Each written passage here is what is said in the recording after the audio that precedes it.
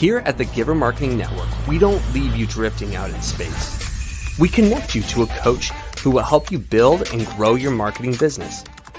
Our process acts as a guide on how to connect with other businesses, maintain good relations, and establish a presence on the Giver Marketing Network.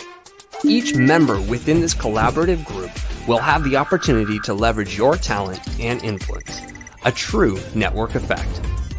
If you are looking to collaborate on more projects, welcome to the Giver Marketing Network, the most trusted and highest rated collective of specialists on the planet.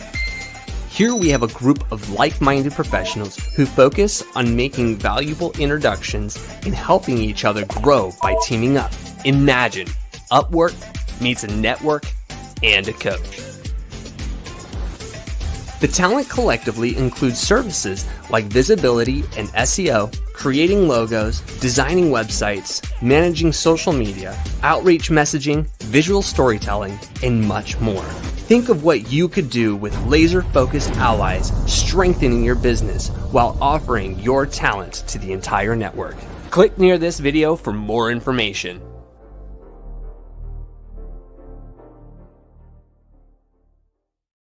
Hey, welcome to part 2, ladies and gentlemen, of the Giver Marketing Summit. We have over a dozen professionals who are presenting their marketing genius to us. We've gone through several people in the last few hours, and look for part 1 or the original video, and you should be able to learn quite a bit from that. But what we have today, right now, as we launch into part 2 of our summit, is Cadi Jordan. Cadi Jordan is going to be helping us understand organic marketing at a whole nother level. So if you want to get your marketing brain on, you get your marketing hat on, we're going to help you rock and roll today and make sure that you have a place to learn and grow, take notes, make comments, buckle up, because we got Cadi Jordan with us today, ladies and gentlemen. Yeah, we're gonna dive in here in just a minute, Cadi. But I'm super excited to kind of learn. I know you personally, but maybe not everybody in the audience does. So, what's your origin story? Where did you come from? How did you get to do what you're doing now? And then we can go into some show and tell. It'll be super fun.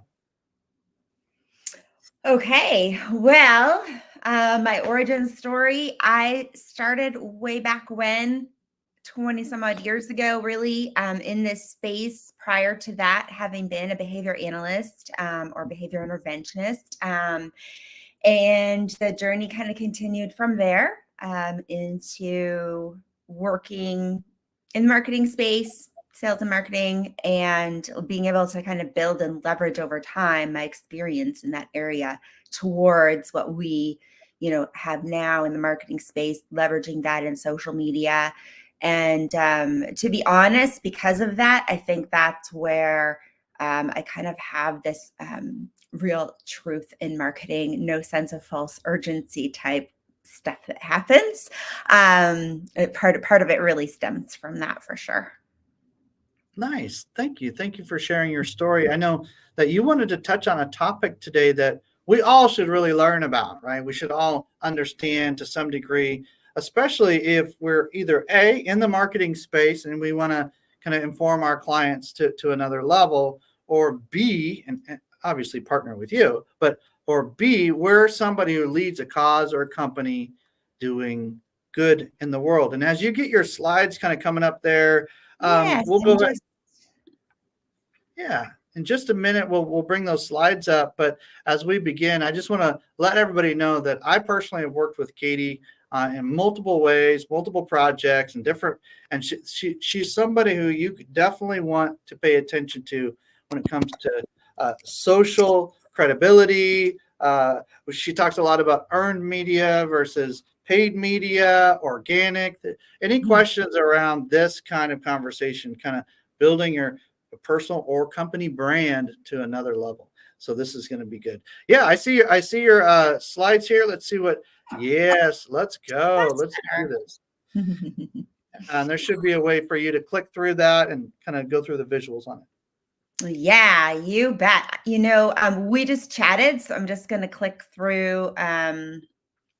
straight through. I don't even need to share more about me. We've already talked about that.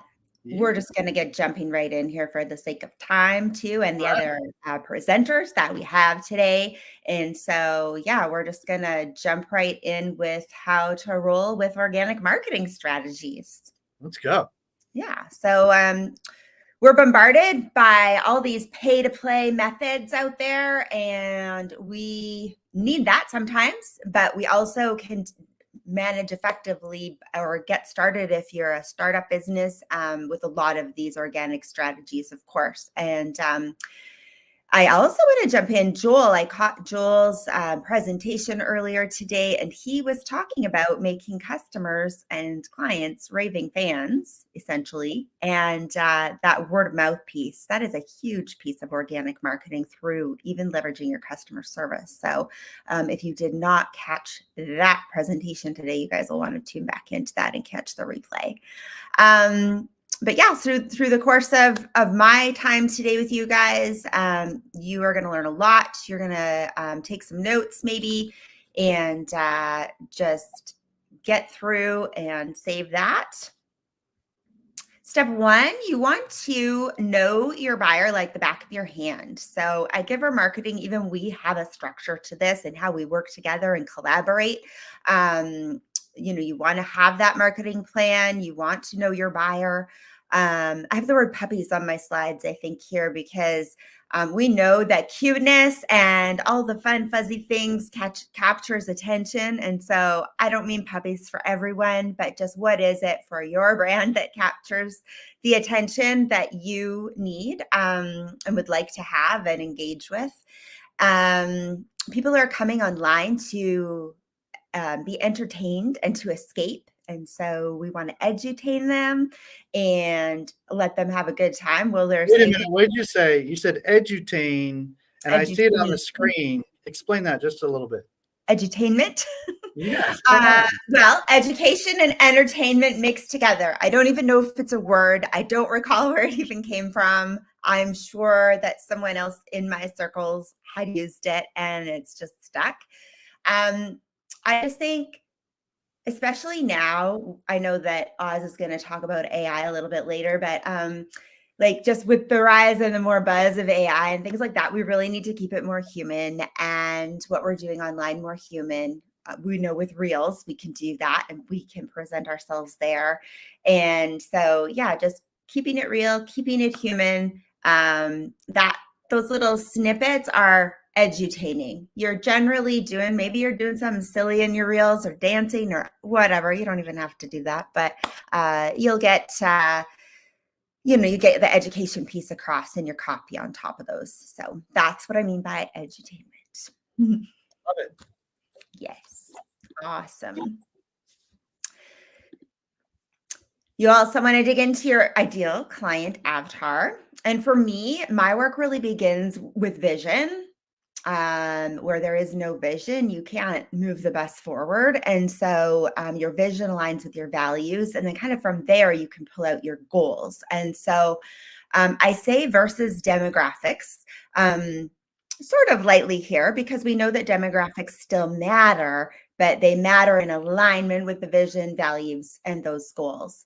I've shared a link here to value graphics. David Allison actually really digs into people's pain points there. He has data to back up the values piece, actually. So he's an amazing resource around values and just how that plays a role. So businesses, organizations, and things like that. So I really... Somebody put that in the chat as you're taking notes, and I want to see it multiple times. Somebody put that in the chat, valuegraphics.com. Valuegraphics.com. That's a good resource. Yeah, he does like an assessment or his team does an assessment working with businesses and organizations. He does have a book.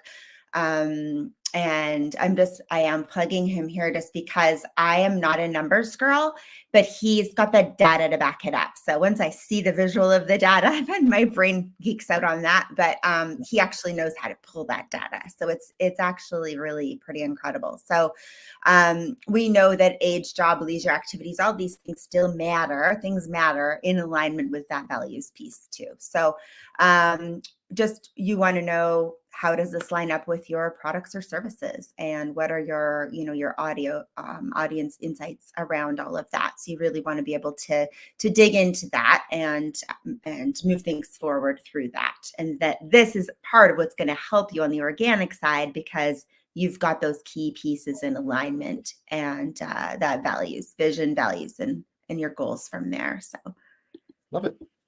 Yeah. So your ideal client is also going to dictate to you what they want to hear and see, and where they want to see that. I greatly encourage the people that I work with to play detective on other pages. I call it 007ing, like 007. Go and look around. If you are only using LinkedIn, go look around at what other people are doing. You are not going to fully copy, rip, and strip whatever the phrase is, but see what's working and see what is capturing people's attention that also maybe you can use and leverage for your work and what you're sharing online as well. And so competitors and also people in your audience, perhaps. You can do that on Facebook. You can do that on Twitter. I know some people still don't love it over there anymore, but there is still some value there. Reels, all the places, choose your spots and do some research there. You also want to test different formats of content and see what's working for you, so that you can grow that more, and then be able to leverage that and repeat, of course, more of what's working. So different formats, written content, text, video, etc. So just to recap what I've just mentioned, like, who do you serve? Do you have different segments of who you serve depending on your products and services, general demographics, or what David calls value graphics, and their hobbies, values, interests, and what problem are you solving, of course, with those pain points, the goals, and what's standing in their way, and why wouldn't they want to buy from you? So on that note, you want to then optimize your own profiles online, and you want to make sure that your username is there, that there's rich keywords in your bio and the copy of your LinkedIn. Your images are the same across the board or similar across the board. And also on your socials, organic piece really there is the trackable link back to your website. We know that social media plays a big role in your SEO. And if somebody is searching up your name because they know you by name or your business name, there was an SEO presentation earlier this morning for you to go back and catch that replay as well. And specifically some tips for local businesses. So definitely head back and catch the replay on that as well. But these are pieces that will pull up and eventually show up on your Google search as well. You want to create irresistible and engaging content. And so go back to what are they asking for from step one and what we talked about. You may want to conduct an audit depending where you're at. I definitely encourage doing this even quarterly. Some businesses just getting started, check every 4 to 6 weeks on different pieces, checking certain data and analytics even weekly at that beginning mark. So there's lots of different things within the strategy here that can help really boost things up. Expand your content calendar by repurposing content, doing more of what's working. And that gives you a little bit less work. You may tweak that content a little bit. And just showing what content is best, what have you been using that works for you, whether it's video, reels, text, blogs, etc. And really getting those ideas from your audience still. What's the feedback? Which posts have they been engaging with or commenting on more? All of those things. And of course, check your analytics to get back to doing more of what works.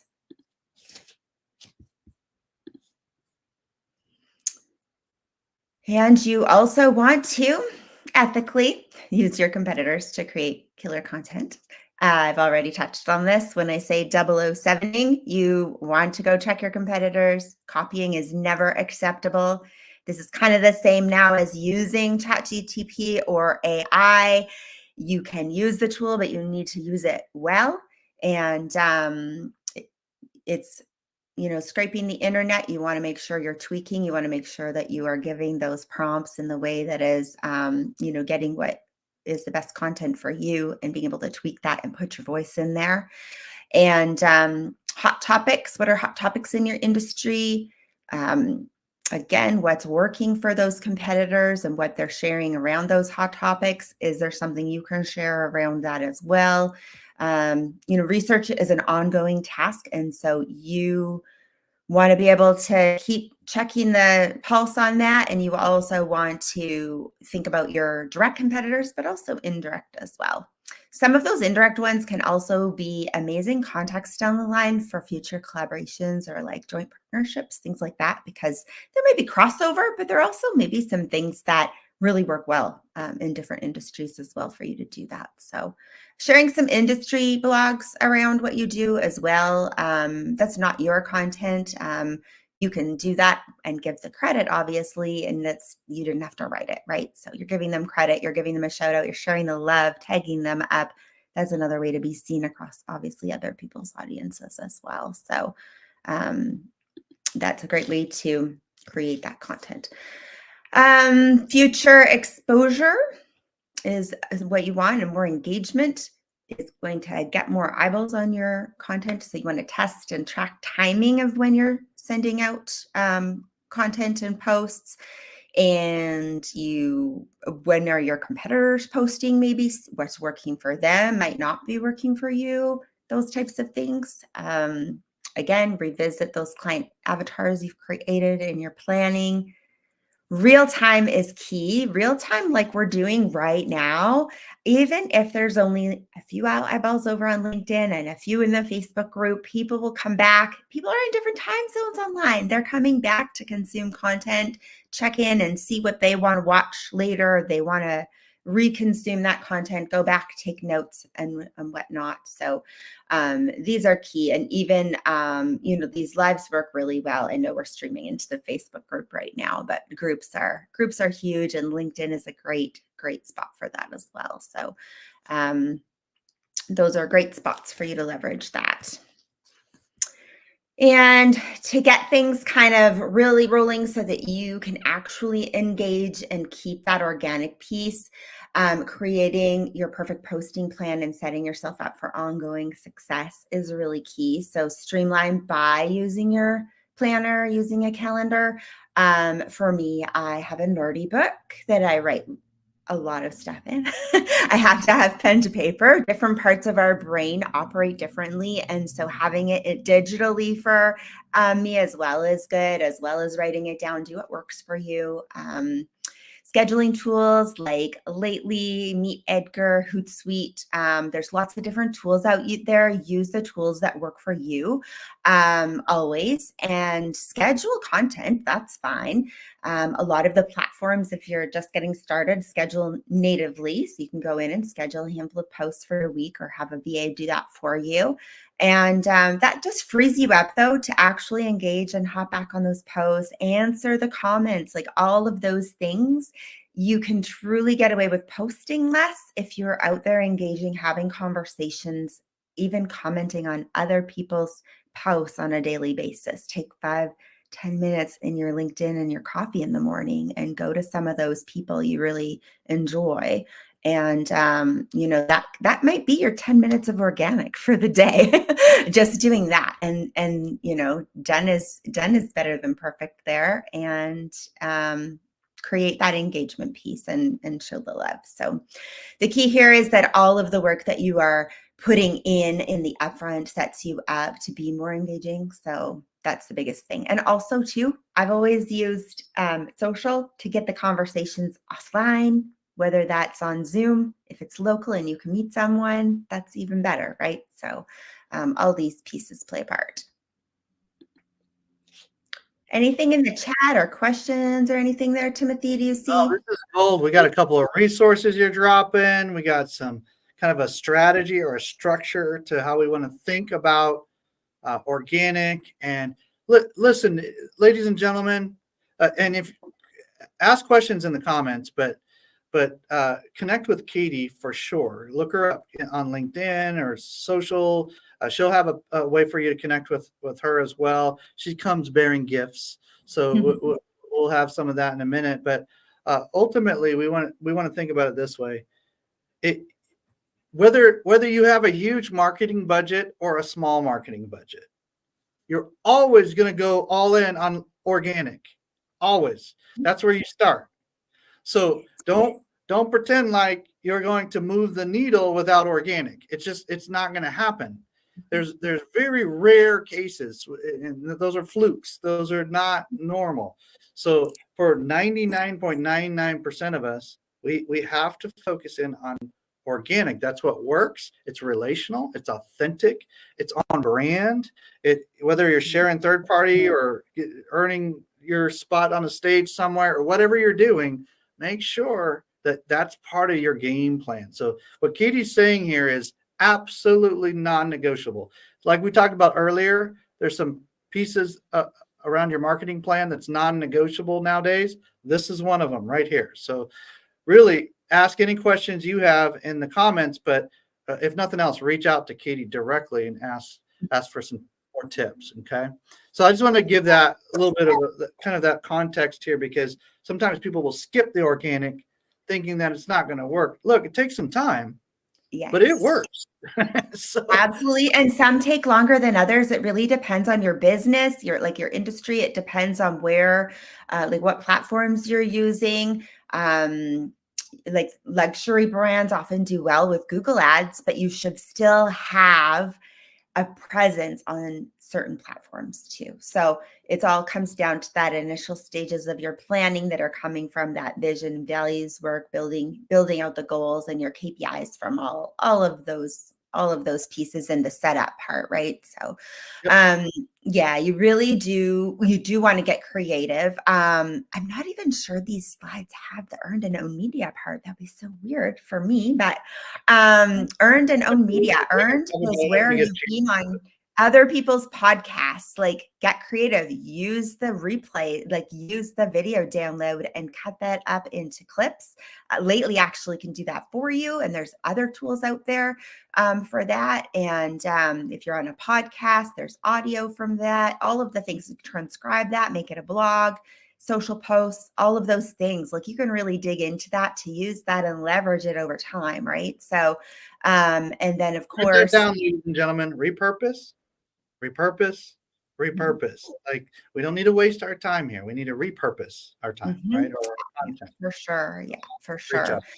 Yeah. If you're local too, again, like there was a talk this morning about your local Google and your SEO and being able to be found, but also like get creative, like an idea being like, make your own local guide up and share other businesses, share the love, like tag them up, be able to have that. If they have any other offerings, even maybe there's like a coupon code or whatever it is, and just have some fun with it, right? Think outside the box and who you can collaborate with. Even if you're a business on the same street and nothing really meshes, you can still share the love for local business together. So depending on the level that your business is open to, you can create like, drive through other evenings with other businesses and, make sure you have some protocols in place for how you're sharing and all of that. But a hair salon could open up to other local businesses to have like a meet and greet night or a pop-up shop night, different things like that. So we don't just need to think about these in the online way. We can take that offline because we really need that human connection piece too. So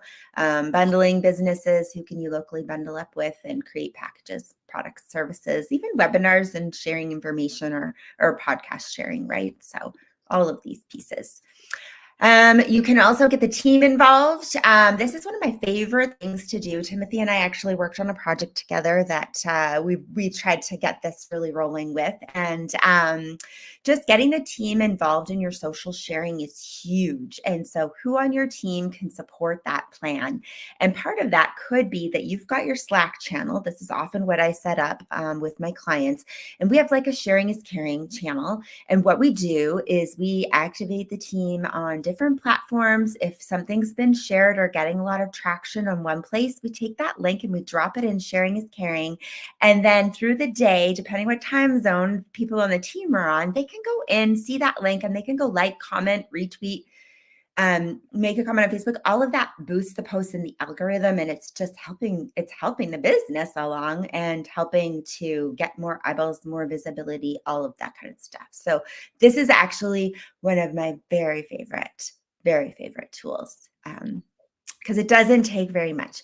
If you are on a team too, you want to make sure that part of that organic marketing is just optimizing everyone's profiles kind of across the board to make sure the brand is good. You might have a cover image on LinkedIn that's personal to you still, but you still have your company name, the bio, all of that, just really built out with some links back to some of their earned and owned media, even just really build that out really robustly and keep it fairly uniform across your team. So Can you explain the difference between earned and owned media as we kind of go into like how people can contact you and connect with you? Yes, absolutely. And so earned media, again, is being on someone else's platform. Earned media. Earned media is getting mentioned in Forbes or somewhere else. Can be mentioned on someone else's blog. It doesn't matter, right? You don't care about the numbers game and all of this, right? It's the quality and the engagement that's going to come from this. People always get stuck on that numbers game or what platform they've been mentioned on. Don't despise small beginnings wherever it is, and just take that, but use that earned media. Owned media is your own. Maybe you had a guest on a podcast. Use that. Leverage that transcript. Get that. Turn that into a blog post. Repurpose the social posts from that. Just really, take all of those pieces to mind. How do people get a hold of you, Cadi? What kind of gift do you have for us today? And I see that you have a free marketing tips link as well. What's the best way for folks to get that? Absolutely. You can see my name on the screen, Cadi Jordan. You can find me on all the socials at Cadi Jordan. My email, cadi@cadijordan.com. The link that is there for the freebie, it is 21 ideas, ways that you can leverage marketing, different styles of organic and different ways to, even if you hate marketing, some people come in and they want people to take it off their plate. That's what Giver Marketing is about. Being able to help people in all the different ways of marketing. But these tips are just a free download for you, and you can take that and run with it.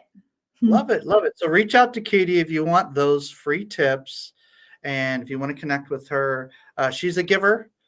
She has boundaries. She's a strategic giver, but she is a giver. Okay. So, and look, that's the healthy way to give is you have boundaries and you have strategy around your generosity. And I see that in you. And when we've worked together, it's always been, how can I help? How can we go above and beyond? You tend to promise and over deliver, that you're that kind of person. So I really appreciate you bringing some strength to this conversation around organic versus paid, earned versus owned. Like this is your wheelhouse. And this is really what we appreciate about you being a part of the Giver Marketing Network, part of other projects that we're all kind of working on together and separately as well. But gosh, thank you so much. Cadi Jordan, Cadi. Just type in Cadi in your favorite social channel. Just see what comes up. There's a few others, I'm sure, out there, but Cadi Jordan, Cadi. That's what you want to remember, okay? All right, look for that. I really appreciate you today, Cadi. Thank you. I appreciate you too. And all the speakers today so far. have been amazing. Come on, let's go. Yes. Yes. All right. Blessings, Katie. Thank you. Thank you. Thank Thank you. you so much. Appreciate it. Awesome. Boy, isn't it great having big smiles, people who have like a noble purpose, a mission. Speaking of noble purpose, I mean, we gotta bring Tim Salmonson on stage right here. Let's see what we got here. Tim, are you ready to rock, my friend? I'm so excited for you. I'm just wanting to hear more, and just unmute yourself there and just tell us a little bit about your story and kind of where you come from. Like, I'm just tell everybody. My media story on the internet is down, and we have tornadoes going down, like a beep going on. So if I go down, that's why I didn't want to miss this. You're doing it on your phone. We can barely hear you. So if the sound is coming through like a headset or something else, then let us adjust that. We do have, looks like we have your presentation ready. I see Christine has that ready to go. We got you covered, man. We got you. This is good. Hey, rain or shine, storm or not, we're gonna either have you on now to be able to rock this, or we'll go a different direction and have you back. Like either way, we'll make it happen. Awesome. Is that the sound any better? 100% better, man. That's Okay. like it's like the Tim I know, high quality. You know what I mean? Like we got Okay. this. All right. right. Well, Christine, help us out here. I want to hear Tim's story first, but then once we do that, I want to make sure that we get those visuals up when it's time, and that'll be good. She's excited for that. Tim, where did you come from? Like you're this like branding whisperer. You're like this like noble purpose genius. You're like this guy who comes in and helps people understand with extreme clarity around kind of their mission, their purpose, their values, their noble, like all this. But where did you come from? Like, what's the backstory? Well, basically, I was a bleeding heart idealist, and I really wanted to make the world a better place. So in 2004, I started a nonprofit and traveled the world and invited volunteers to come join me and work in under-resourced communities. And yeah, it was an amazing experience. It was a wonderful time of my life. But about 10 years ago, I had this epiphany that what I was doing is putting Band-Aids on the social issues that we were trying to address. And the epiphany was that businesses have the human capital and the financial capital to be able to fill in some of these gaps of society if they were intentional about what their contribution was to the world. And so I shifted and started what has now become social economic enterprises. And essentially, my vision has been to help all businesses become social enterprises to alleviate suffering and elevate joy and find profitable solutions to the problems of people on the planet. Come on. And you wrote a book called Brand Evangelism. You're an author, you're a speaker, you have this company. We want to just kind of get ourselves ready for what you're about to talk, kind of touch on here. How would you best describe? I mean, we talk about transformational versus transactional quite a bit in our conversations. Is that what we want to dig in on today with the visuals? Yeah. So recently, I developed a framework that I'm working with a company on, and I really I love this idea that, and it's in line with the Donald Miller's story brand idea. It's this journey that we're on, and if we don't see our business as like a movie, as a story, as a book, we're missing an opportunity to tell a story that people would be engaged in. So that's basically. We're in the era of the narrative. We're not in the area of just transactions and only bullet points, even though we use those to kind of guide us. We're in the era of storytelling. So I appreciate you telling your story. And now we can go to some of the visuals that will help us remember Tim Salmonson, ladies and gentlemen. So, okay. Christine, how are we doing on the visuals? Is this able to rock and roll? Oh, come on. That looks good. Awesome. There we go. All right. What do you got for us? Let's do it. This is the clarity session that we talk about what a transformational message is, their core values, vision, purpose, and mission. Go ahead, Christine. I'm gonna need some help with with going through this. So right in line with Donald Miller, everyone loves a great story, a hero with a problem who meets a guide who helps them overcome their challenges and reach their goals. So basically, this is us. This is our journey. And I was the hero of my own story for many years as I'm traveling the world and feeling like I'm doing a great thing and helping people. It wasn't until I realized that really making other people the hero of the story, making in my case, business leaders the hero, so they can be the guide for their people. So go ahead. I've got a lot of slides. We'll have to move through these pretty quickly. So I always challenge people, what is your story? What was life like before enlightenment? And I believe that we all have moments where, especially as entrepreneurs, where we realize that we need to make a shift in our life. And there was something that caused that shift. And people are really interested in that, whether you believe it or not. So that's your transformation story. And people want to know the vision that you have for the future. That's how you're going to attract like-minded people. They're going to join you on the journey if they like what you're all about, what your brand is, what your values are, and where you're going. So go ahead. So my story, I just shared it. I basically was the hero of my own story, trying to make the world a better place, and then realized that it's all about helping other people and helping people help people. So this story is, next slide. Here's a little anecdote that I thought I'd throw in here. I help my audience get a desired result without this kind of pain by doing this new method.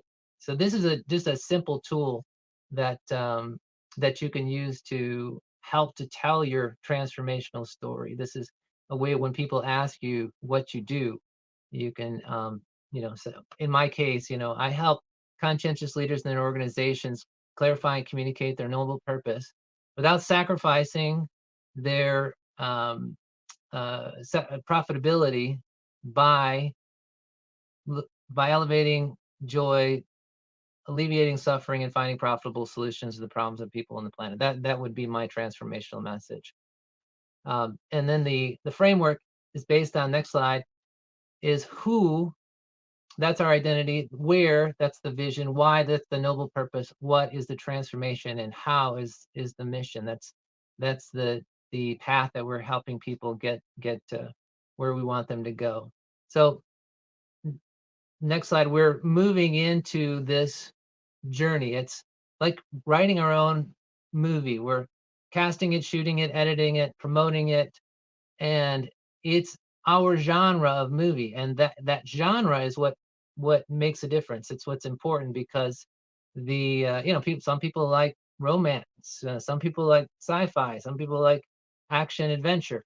So think about what the genre of your movie is, and then how it is that you're going to help people on this journey. So here's the story. Basically, next slide. It's the story of a group of people on a journey to an idyllic, hope-filled place. Now that's where people want to go. You have to paint that picture. Next slide. There are many obstacles and challenges along that path. And then you've got this like-minded group of people that need to work together if they're going to be successful. Does this sound like Star Wars or Lord of the Rings? And then along the way, they encounter a guide. and that's me in Bryce Canyon. So the guide helps to show them a path and give them tools to be able to reach their destination. That essentially is the storyline. Now, these tools that we're talking about essentially are, the next slide, is a compass. Those are the values that keep everyone going in the same direction and on the same path. A destination, that's the next one. That's a picture of the transformation that you're creating and cultivating for your audience. The next one is a compelling reason. So that's your why. Why should people join you on this journey? Then a map. Now the map is the plan to reach your destination. And that includes who you help, how you help them, and why that's important. Then a compelling message. That's your pitch to engage and inspire your potential team members, your tribe. So walking through this, your compass, that's your core value. Those are your core values. Those are the guiding principles that keep everyone on course. And I'm just shocked at how many businesses do not have a real strong sense of what their core values are. Now, with core values, next slide, you need to define them, you need to make them memorable, and you need to make them consequential. So, meaning values are not, they're meaningless unless they're upheld. So if you, for example, define diversity as diversity of thought, that's going to be different than diversity of ethnicity. And if your company, I know this is a hot topic, is all about diversity, then you have to be sure to define what you mean when you determine what a value is. Make sure that everyone understands what that value is. Making them memorable simply means everyone needs to remember them. You can use an acrostic. Keep them between 3 to 5 values, not 10 or 15 or more. And then, make sure that they're consequential. If people are not living by the values, then the values are valueless. Okay. Next one is your destination. That's the vision. Next slide. So you have to paint a picture of what the future will look like when you've accomplished your purpose. People are not interested in your product or service. They're really only interested in what you have, how you're going to make them feel, and what you have to offer for them, right? So this is your ideal place. Next slide. With your ideal people. So once people have this idea of who you serve, and like Cadi was saying, and where you're going, now people will know that you're the person who has a solution to their problem. You're the person who shares their values, and you're the person that can help them get to where they are, to where they want to be. Okay. So your vision statement should be aspirational, should be achievable, and it should be broad reaching. I have some examples. TED, if you're familiar with TED Talks, technology, technology, something in design, entertainment, that's it. Spread ideas, foster community, and create impact, right? So this is the next slide. Spread ideas, foster community, and create impact. That's a great vision statement. Life is good. That's kind of known as the next slide is like a t-shirt company. Their vision to spread the power of optimism. Tesla, accelerating the world's transition to sustainable energy. Now these are all giving you a vision of where they want to go, right? Now the next piece of the puzzle is your noble purpose. This is your why. This is what Simon Sinek talks about as your why. This is the driver, the motivation for being on the journey. Noble purpose criteria. Next slide. It's something worth sacrificing for.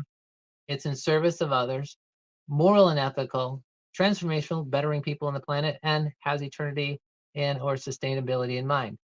Now, people get hung up on this a little bit, I think. They don't think about really the benefit of your noble purpose in towards your stakeholders. Now, the thing that's most important about a noble purpose is that it's not about you. It's not self-serving in any way.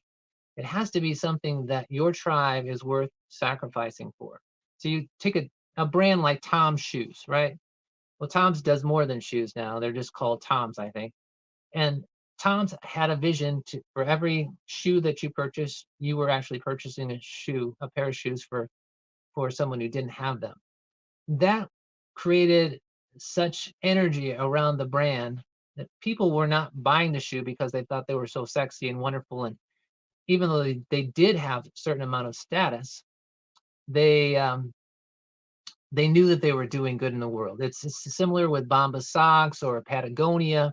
You know, part of those their proceeds go toward environmental projects. So having something worth sacrificing for, that's something that's in service of others, something that's going to transform people in some way.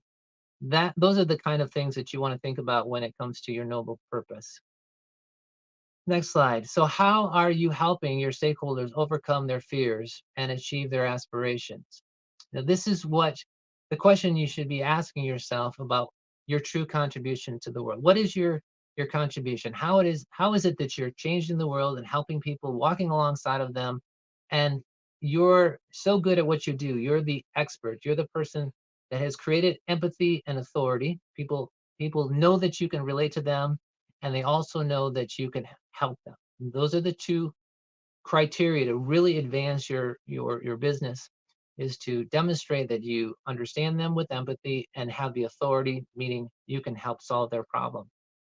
And ask, as you are, next slide, thinking about these problems, choose 3 of these problems that you are helping your stakeholders overcome. And then next slide, ask why 3 times, or ask why of next slide.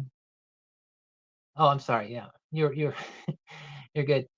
Ask why until you drill down to the true importance of solving these problems. Meaning, you want to get to the core of why it is that you do what you do. Right? You want to get to the real essence of. So we give a pair of shoes in Tom's Shoes case. We give a pair of shoes to someone who doesn't have them. Why is that important? Well, children without shoes are less likely to go to school. Children without shoes are less likely or more likely to get sickness. And there's a component eventually you're going to get down to. It's healthier for the community. It's going to have a much greater impact on the lives of the families of the places where children have shoes than if they don't have shoes. So that's an example of drilling down to understanding what your noble purpose is. Some examples are Ally Financial. And the next one, eBay. eBay's more simple, to empower people and create economic opportunity for all. Our social economic enterprises, we help leaders and organizations find, fulfill, and fund their noble purpose. And now we finally get to mission. And, most of us understand what mission means, but this is your roadmap. This is the pathway that you're taking your tribe to reach your destination, to get to Shangri-La or Utopia or paradise, or however it is that you want to paint this picture of this perfect, beautiful, wonderful place that you're taking people to. That is your copy. That's what you use for your marketing and your messaging. So your mission statement, it explains what problem you solve and for whom you solve it. It's connected to your core values and your noble purpose, and it's concise and inspirational. So for example, Warby Parker, they're an eyeglass company, offer design eyewear at a revolutionary price while leading the way for socially conscious businesses. Whole Foods, our deepest purpose as an organization is helping support the health, well-being, and health and healing of both people, customers, team members, and business organizations in general, and the planet. So it's very clear where they're going, and then there's our mission. So on the last, for a mission statement template, the next slide. You can use this. Our mission is to, and then action verb, present tense, for whom or what that results in or benefits them in this way or that for this reason. Okay. I just want to make sure that if you haven't taken the time to carve out what your mission is, or carve out what your noble purpose is, or your values, I just really want to give you some tools to be able to do that. And largely that's what the book does. A lot of questions around how to get clarity around these areas so you can have a really good foundation to build your business on. So next steps: share your values to attract your tribe, and share your noble purpose to unite it. It's your values that will identify who you are, what you care about, where you're going. It's your noble purpose that will unify, that will keep your tribe together. It will attract great talent and great employees. It will attract and retain these awesome customers and clients. It'll attract investors. Once people know that you have something that you are doing that's beyond yourself, that's when people really take notice and want to get engaged in what you're doing. And then if you want to reach me, there's the book, there's that link there. And if you hit the QR code, it has links to all my social media, but it also has links to the book, the website, and to a course that is basically an overview of the book. It's a free course, and it has an overview of the book and some great questions that will help you on your noble purpose journey. Take a picture, ladies and gentlemen, or a screenshot. Find a way to get to Tim Salmonson for sure, because this when I first met Tim, when we met each other, he kind of comes off as like super quiet, but he's a thinker. He's thinking deeply about these topics. There's some people that are all hype. Oh, let's do some good in the world. I have a little bit of that in me. Okay, I'm gonna admit that. Like, woo, let's go, right? And that's fine. But you have to have people in the room who are deeper thinkers. They're more conscientious. They have a noble purpose kind of at their core. And whatever Tim touches, it tends to have a better impact on people as it goes out. So listen, if that's you, if you're someone who's leading a cause or a company doing good in the world of any kind, even if your personal brand is on mission to change the world for good, talk to Tim, reach out to him on LinkedIn, grab his free resource here, take a picture of this, whether you're watching this live or replay. It doesn't matter when, because Tim's in it to win it for the long term. And he's one of those guys that you want to be around him, because he knows story, the power of story, and the power of purpose. So there's kind of a combination there, a hybrid, if you will, that's very unique. Think like, Donald Miller type person that's kind of has his own variation of that, meets this world of like setting the actual mission and vision and direction and the noble purpose and the heartbeat, not just the narrative, the heartbeat of the narrative. So anyway, Tim, thank you so much for bringing your genius to the table. Really appreciate it. I consider you like a sensei, like one of those people that have taken and kind of paved the path for many people when it comes to doing things in a way that makes sense for everybody, for the good of the world, for the good of people who most need it. And we're not always talking charity here. We're talking about a driven purpose that really partners with charity, but it's not always what many would consider charity. It's really charitable endeavors, but it's not charity in the way that we often think of it. So really appreciate your perspective on that. Of course. Great. Thank you so much, Tim. Awesome. Hey, some of us need to rewatch that. If we don't have a vision, mission statement kind of dialed in with our noble purpose and direction, some of us need to watch that 2 or 3 times. I just took a couple notes myself. I took a screenshot. I'm like, we need to dial that in a little bit more. So it's always improving and clarifying and bringing impact. So I really appreciate what you said there. Thank you. Appreciate it. Good job. Woohoo. All right, Christine Dean, guess what? For those who are ready, buckle up, because we have Christine Dean about to bring her A game right now.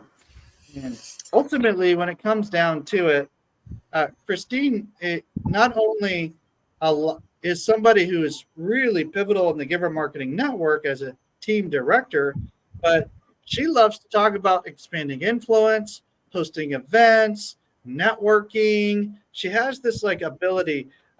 It's not just a personality; it's an ability, right? It's both. And so at this point, I'd love to just open up the room for you to share maybe even a little bit more of your story than you have in the past. It doesn't need, it needs to, tie it into your business. Like why are you doing it the way you're doing it? Where did you come from? Yeah.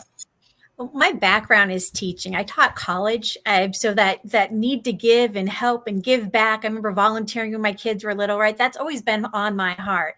And when I stopped teaching, took some time off to raise my kids, I was like, okay, I want to re-enter the workforce. What am I going to do? And I started off with credit card processing. Do you know how many times they want you to call people, cold calls?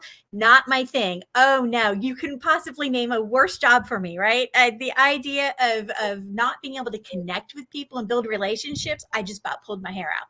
So I was like, no, we're going to actually use my skills, my background in communication. I coached the speech and debate team, right? So you built websites from way back when. So I was like, I'm going to dive into the marketing. And as I was learning about this thing called networking, I realized that I have a communications degree. That's perfect for this, right? I just fell in love with it. And I found that as I was talking to people, more and more, they kept asking for advice on networking, advice on marketing, communication advice, relationship advice. And the next thing you know, I'm like, you know what? I might as well just make my own thing, because nobody else is going to hire me to do that many different things that I love to do. And I'm in my happy place.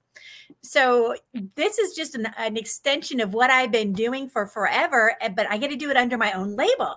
DFW Networking Diva. And if you know me, that's just kind of the way it slides. Yes. I don't think I have a shy bone in my body. So let's get ready to have some fun today.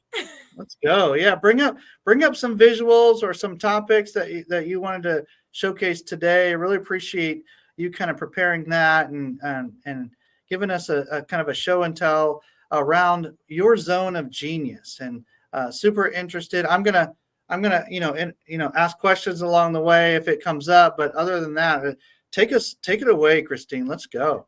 All right, we got this sucker. It's up and running. We got this. Okay. We're going to have some fun. So really, when we talk about what we do, and I think it's just perfect that I'm following Tim Salmonson with his noble purpose and Katie Jordan with her whole organic marketing, because that just goes right along with my side of things. So I just feel like I'm in the right place at the right time, and I'm excited about this. So I want to focus on how we're going to expand your influence through hosting events, because that's not something that everybody does, right? Some people might be thinking about it. How many people here have actually hosted events before? Put it in chat. Let me know. I want to know who's hosted like in-person events, or maybe you've hosted online events, or maybe you've thought about it, but you've been kind of nervous about trying it. Let me know what's going on so I know where our audience is at. Right? I want to know where you stand in this hosting events. Okay. So for the purpose of this presentation, we're going to assume two conditions that are true. You want to expand your influence. And most people do, because they want to let more people know what they're doing. Right. And we're going to assume the second one, that you want to host events. So taking those givens, okay, we're going to move those forward. So if that's not true, and that's not currently true, you may change your mind by the end of this presentation. So let's move right into hosting events, expand your influence. Now, if you haven't really thought and wrapped your mind around it, you're like, yeah, I go to events, I do events. Yeah. But think of it from a host perspective and what you get out of that. And there's a lot of opportunities. So as a host, you have that opportunity to expand that influence in every situation that you're hosting. So you think about it, it builds your brand awareness. right? So whether that's your personal brand or your company brand, if you have a small business, a lot of times those two are intermingled very closely, right? When you think DFW Networking Diva, you don't think large group, even though I have all these wonderful marketers to support me with anything that I do. And I have this wonderful team at my fingertips. But when you think DFW Networking Diva, I'm it. Right. And when you look me up on Google, I'm it. And that's the thing. It's your brand and who knows about you. So when you host events, every time you host an event, and especially if you're posting it on social media, you're posting it online in some place, you're showing up in those Google hits. Right. So little tiny hints here and there where you're starting to boost your presence and people are becoming aware of who you are. So that can be true for your in-person events. That can be true for your online events. And it depends on how much you're sharing. Right. So you really want to share. If you want to influence people, they need to know what you're doing and you have to share. So events provide a unique opportunity to showcase your brand, your products, your services to a targeted market and a specific audience, right? So when you can create a memorable experience through an event, you can really level up your brand recognition and recall. People go, oh yeah, the diva, networking diva, right? And eventually they spit it all out. And so that's what can happen with your brand too.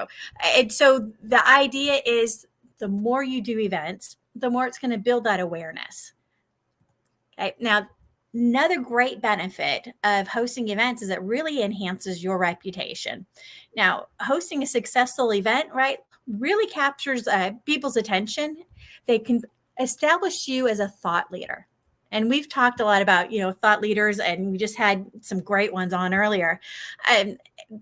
That's kind of where the space is moving. If you look at LinkedIn, if you're looking at, they're looking for thought leaders. They're inviting you to participate. And you're one of the few thought leaders in this industry that we've welcomed to come comment on this article, right? That kind of stuff. So thought leaders kind of where it's at right now. The thought leaders get invited to things like summits. They get invited to make presentations, be part of panels, right? So enhancing your reputation is always a good thing. So you can attract more attention to your brand and your position as an authority figure in your field. So it helps you gain the respect from your peers, from your colleagues, and even strangers. So enhancing your reputation is a great reason to host events. But don't worry, there's more. Hosting events gives you an opportunity to network and interact with people, right? Even if it's online or even if it's not, those events are excellent platforms for networkers, networking with new connections or industry influencers, potential clients. It offers opportunities for collaboration, partnerships, and referrals. And I got to admit, I have met some of the best people networking. It's amazing what you can do with it. I have met people that I've collaborated on projects where they're like, wow, I do this part. And in that funnel, remember we talked about funnels here and there, right? Where you are in the funnel when Joel Snyder was talking about that earlier, right? So if you can meet somebody that's on the other end of your funnel where you slide in, those are great collaboration partners. I was just talking with somebody from our network earlier within the last couple of days about, she's like, I've got people and I'm going to put them on stages for paid speaking gigs, but I need somebody to get them ready. Well, gee, who did she talk to? The former public speaking teacher, right? So it made sense, right, for me to get them ready to push them on to her. So those are the collaboration opportunities that can come out of networking when you have a chance to meet people that are really in your space, right? That it just makes sense to work with.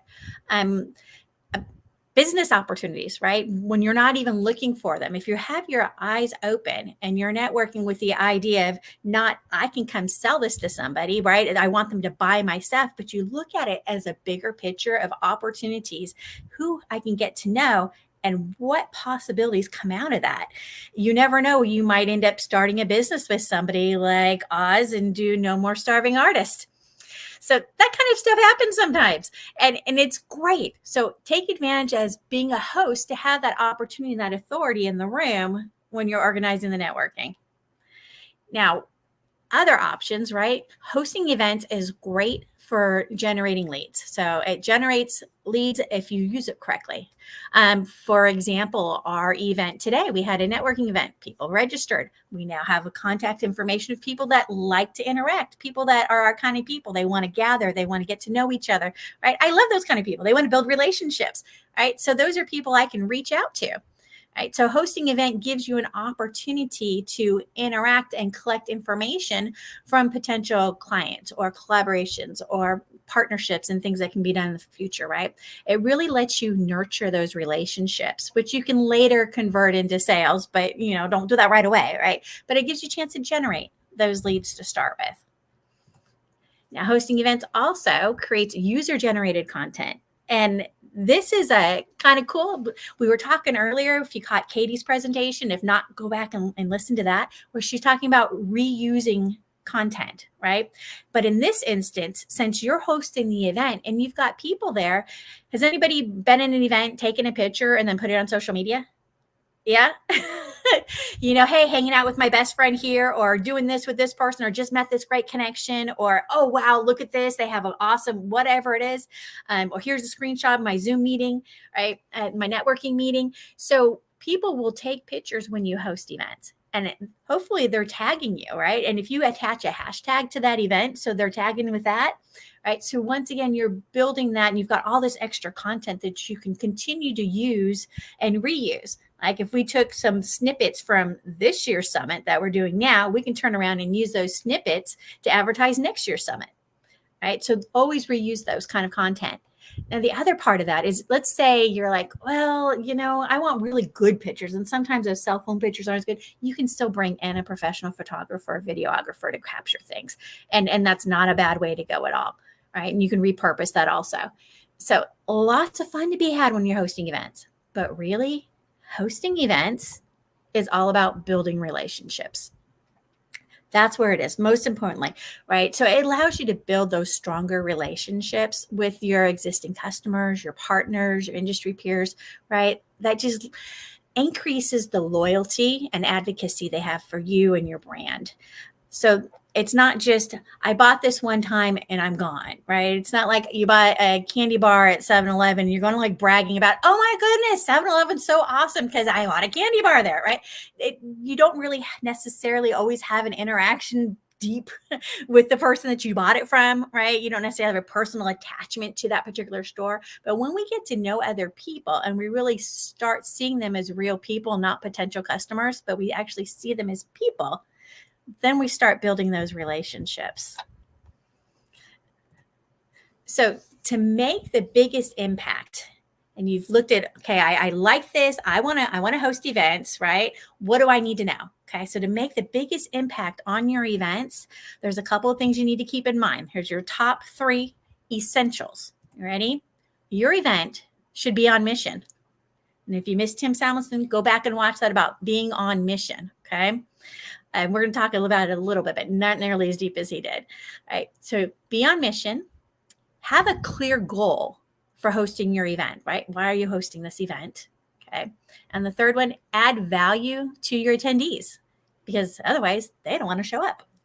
Okay. And there's a fourth one in there that I didn't do a slide on, but I'm just going to say the fourth essential is you need a budget. Okay. You need to have money dedicated to this event. And if you don't have a big budget for event budget in the marketing side, that's okay. Don't stress. That's where that whole other people's money thing come in. Right. So make collaboration, co-host with other people, or get a sponsor, right? Or several sponsors. So just keep that in mind in the back of your head. But what I really want to focus on is being on mission, because your mission is the heart of your success as an influencer. Okay. That's the heart of what you do. Your mission needs to be other focused, and it needs to be authentically you, right? It's caring about other people and what's going on, because you're like, hi, I am rich and it's all about me. Who wants to hear that, right? They want to know that you have a greater goal than just me, right? So choose things that sing to your soul, right? Be authentic, be transparent, be vulnerable, share your story, why you care about what you care about, right? That's how you draw people into your mission. That's how they want to know about it. A lot of people know that, my youngest son was in the Air Force. And so I'm involved in the veteran community a lot, right? I've served on the board of directors for the DFW Veterans Chamber. I currently serve as the board of advisors with the Veterans Ranch, right? This is something that is big to my heart, and it's something I've put time into, right? So when you think, okay, I want to host events, what's important to me, right? Think about what's important to you, all right?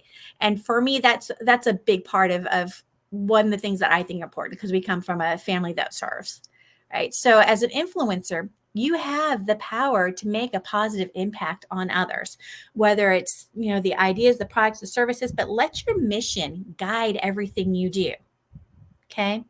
And that's going to come into play with this next part.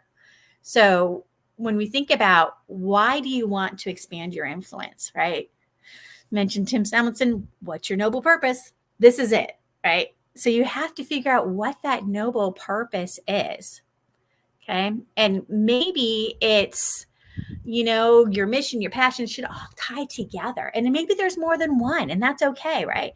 But as an influencer, you're sharing your passion with the world. And in the process, you're attracting your tribe and the people that care about what you care about, right? Whether you're trying to save the earth and something grandiose, or you want to save the animals, right? I've got friends, that's all they post, right? And it's adopt this animal, save this animal, this children's charities. There's so many different things to be involved, but it doesn't always have to be a huge purpose. Sometimes it's a smaller purpose. Maybe it's you sell insurance and you want to make sure that people's families are taken care of when their breadwinners disappear out of their lives, right? I mean, it can be a simple, noble purpose. It doesn't have to be grandiose, but whatever it is that you care about, be transparent and share that, and that's how you can bring people in. Okay. You can have those multiple passions, but think about what theme brings you together, right? For my mission is to help people and causes make a bigger impact. And I share that mission whenever possible. And I share other people's mission because I want to rise them up and help them succeed. That's my space, right? Whatever your mission is, share it and do it boldly. And we've heard the phrase, nobody cares how much you know until they know how much you care. And that's why you need to tell them what you care about, right? You can be an expert, you can have multiple degrees, you can have money, but until you tell me why I should listen to you and how you're making a difference in the world, in one ear and out the other, you're not going to catch my attention. I want to know you're a real person, that you want to help other people. So if you want to influence others, you need to be passionate about something bigger than yourself, right? So everybody take a moment and put in the chat, what is your mission? What good are you trying to do in the world? And it could be something really small. It could be something really big, but I want to hear about your missions, right? What are you up to, right? So I help. Who do you help? I want to hear it, right? Let us know what you're passionate about, because you never know. There might be somebody else in chat that's passionate about the same thing. And those are the opportunities for collaboration right there. Okay. So find a word or phrase, ties it together, and just enjoy it. Dive into it, right? And now that you know your mission and why you want to help people, let's take a look now at what's your goal for your next event. Okay. So when you think about your goals, there's a couple of different options there, right? Now, is your event goal to meet prospects, clients, customers, right? Is your event goal to build relationships with your current clients? Could be, right? Or is it to find investors, perhaps? And a lot of times nonprofits are looking for donors, right? Is your goal to meet your industry peers, influencers, right? Or maybe your goal is to find partners for collaboration. Maybe you've got this big dream and you're like, I can't do that alone. And most of our dreams we can't make happen alone. We need a team, right? So think about, what is my goal? What's most important for my business at this moment? Okay, pick that top goal and go ahead, put that goal in chat if you want. What your goal is for your next event. What is the number one thing out of this list that you want to accomplish? Okay, and that's what you want to focus on when you put the event together. Okay. So now that you know what your goal is, now we need to add value and attract your desired attendees. Okay. And there's a lot of different options on what kind of events you can host, but you want something that's going to bring in your ideal client, right? Or your ideal person that you wanted to collaborate with, or your ideal investor. Right?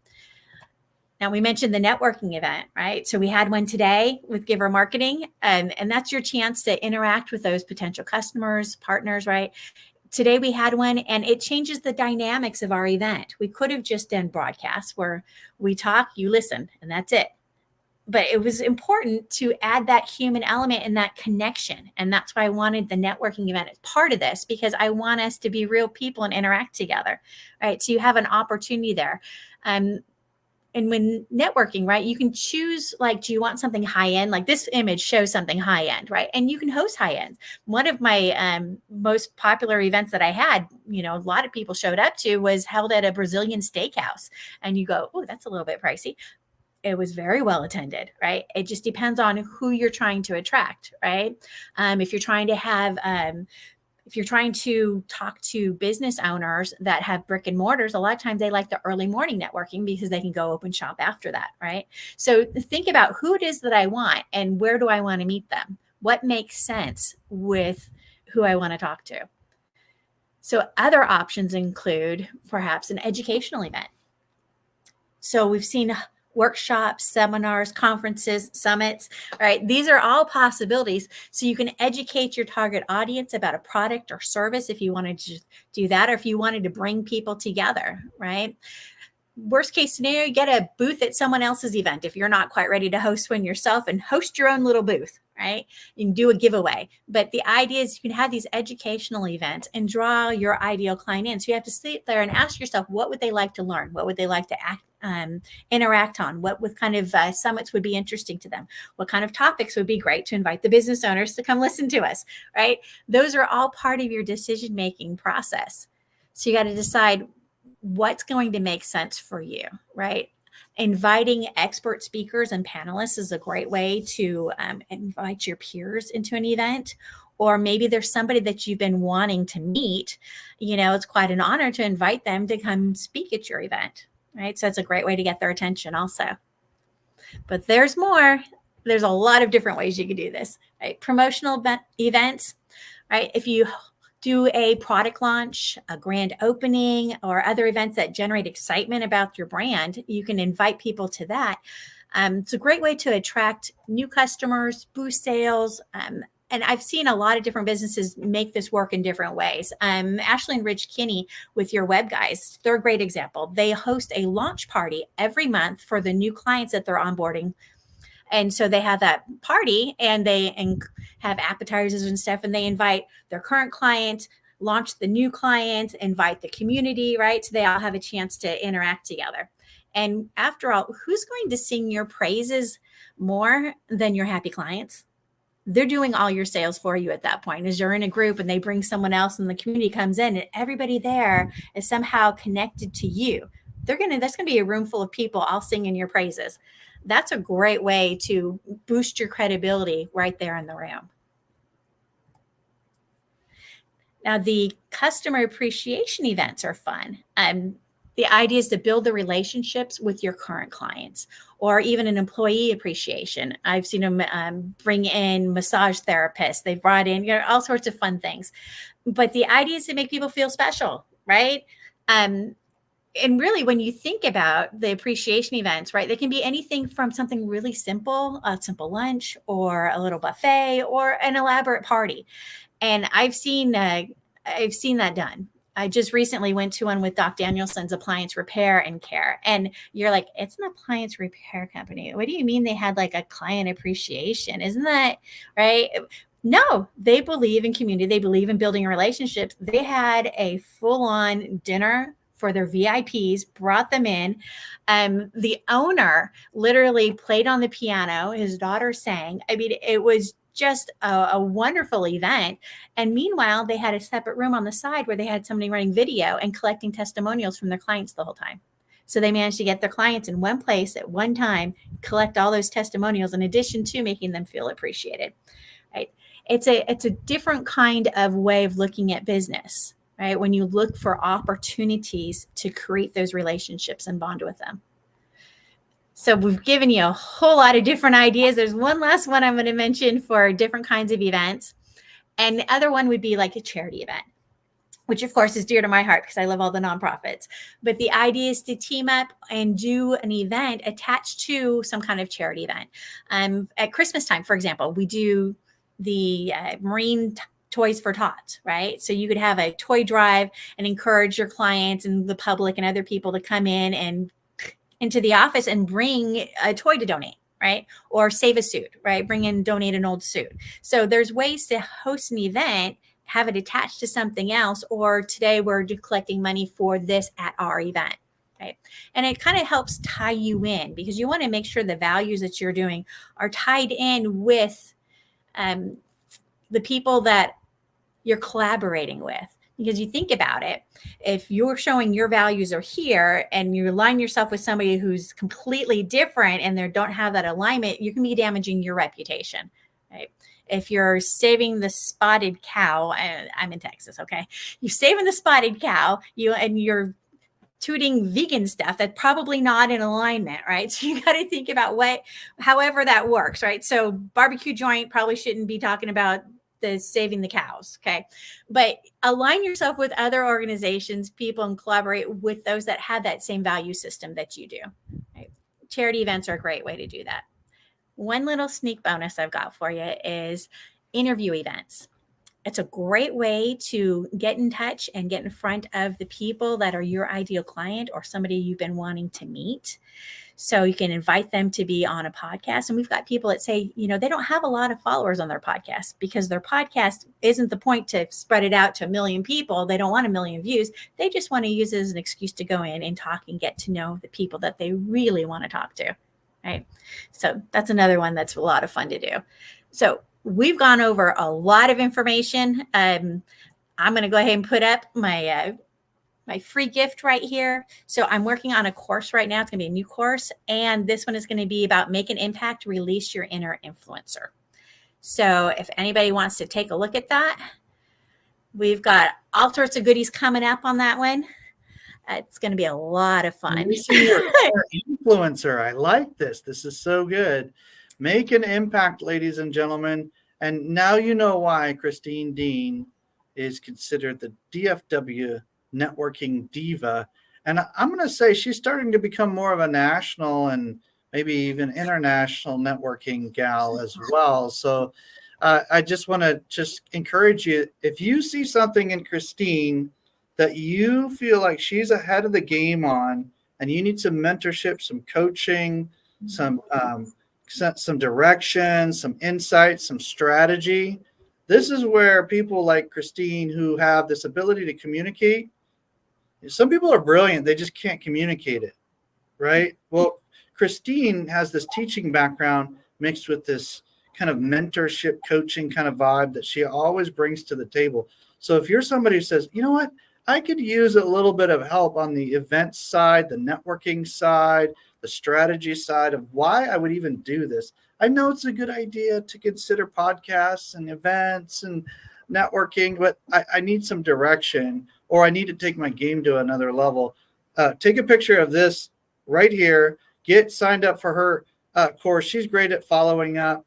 I will say this, she's not annoying.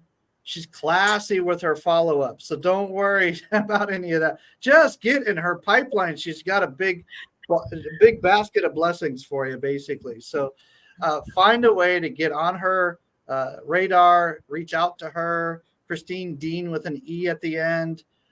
If you want to reach out to her on LinkedIn as well, but nothing else, just take a picture of the screen right now and get a hold of her. Goodness, that'll be fun.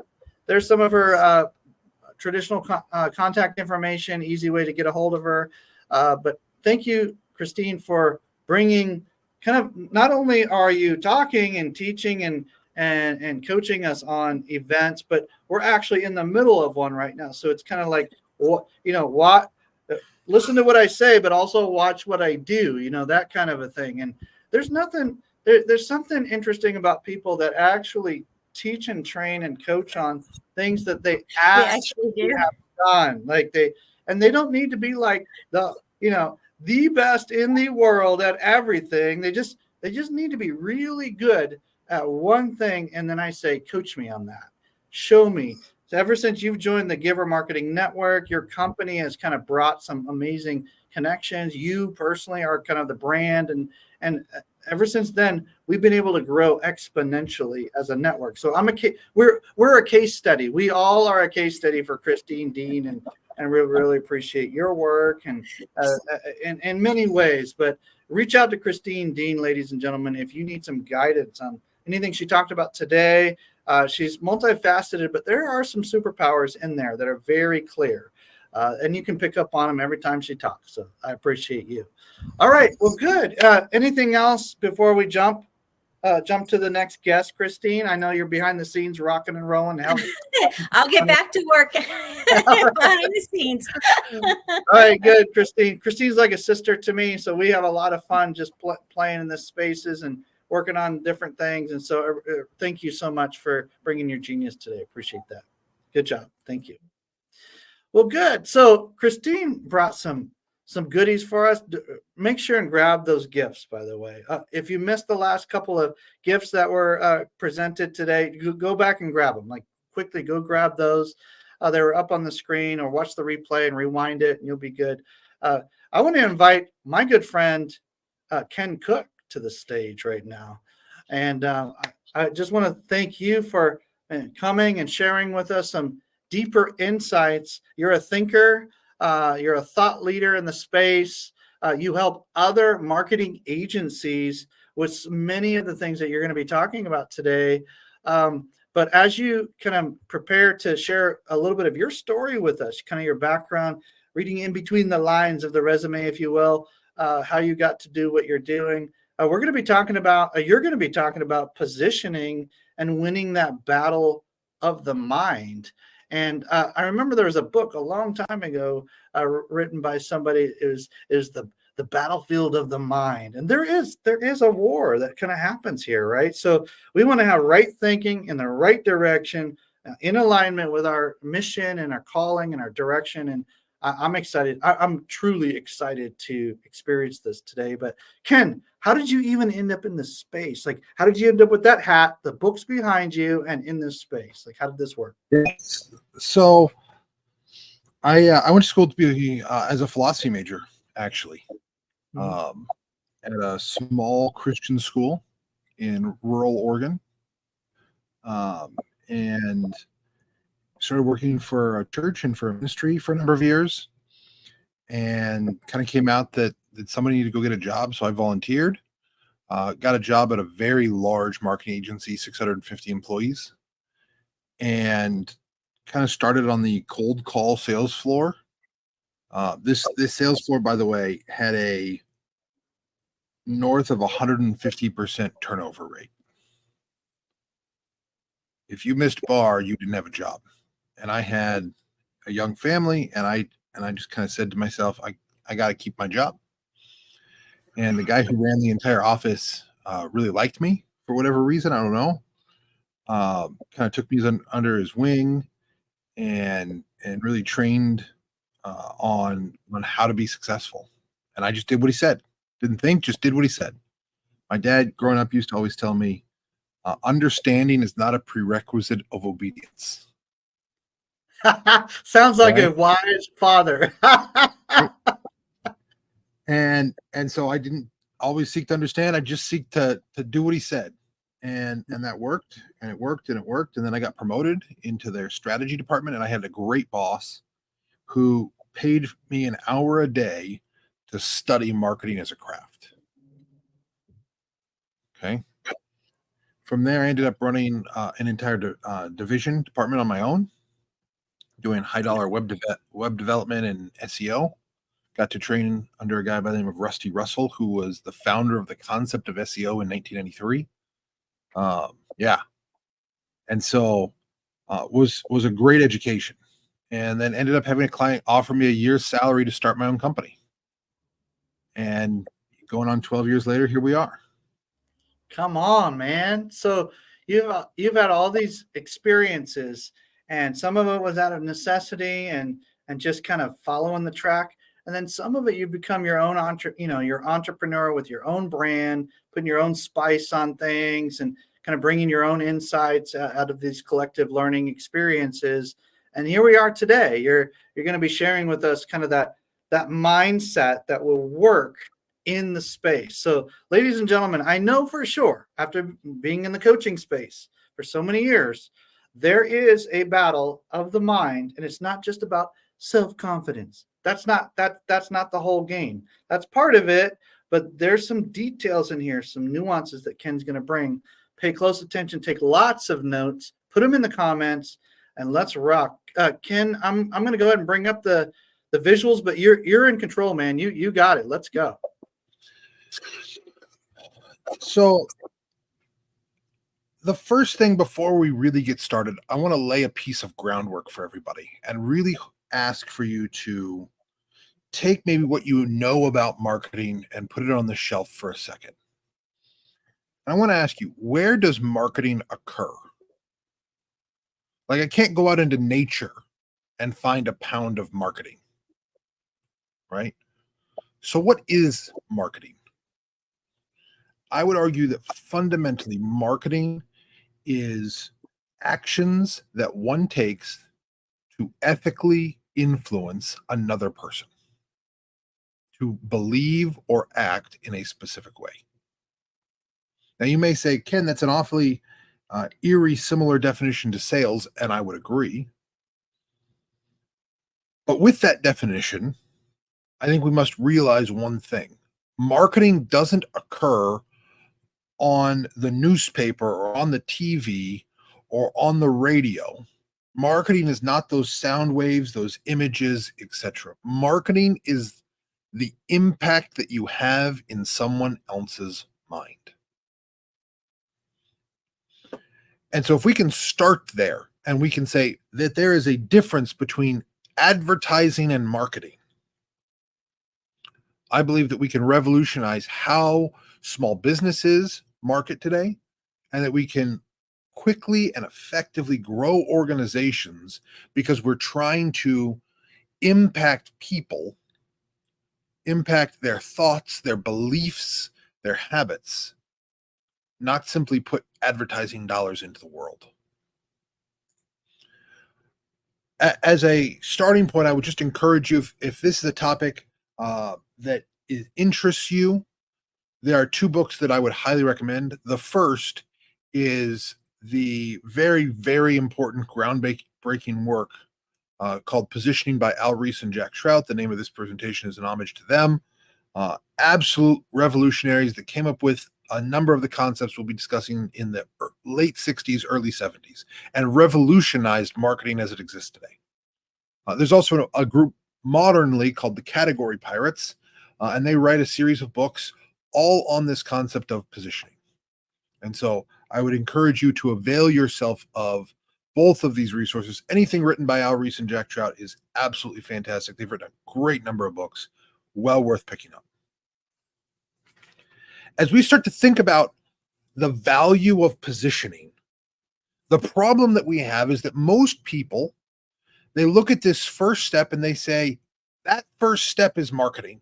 If I can just attract enough people in the door, I've done my marketing. And the simple reality is that's not marketing, it's advertising. It's not marketing, it's advertising. Marketing, I would argue, occurs in each and every one of these steps. Think about it with me for a second. What good is it if you attract 1 million people to your website and capture 0 leads? Would you all want a business like that? Massive volume of people, no leads captured. Not very healthy, not very profitable. And likewise, if you capture a ton of leads and you have no process by which you nurture, by which you build relationship, by which you encourage to purchase from people over time, yeah, you're going to get some sales results. But to quote Clayton Mask, you're going to get that 1 out of 10 and you're going to ignore the other 9. And likewise, if you have great capture and nurture processes, but you do not know how to close, you do not have a sales process, I would argue your business is heavily deficient. Now, what's worse is most people think if they just nailed those 4, they've got a great business. And in many ways they do. The problem, however, is that we've all been in a situation where we worked with what we thought was a great business. And once we gave them our money, the entire relationship changed for the worse. The entire relationship changed for the worse. Because what happened is they stopped trying to market us. By the way, people do this too. They stopped trying to market us. And so a great business actually onboards its clients well. And I don't mean technical onboarding. I don't mean, hey, we work on the project, we deliver the product, etc. That's not what I'm talking about. I'm talking about we onboard the mind well. How is it that you onboard your customers in such a way that they can step back and say, no one has ever cared for me like this?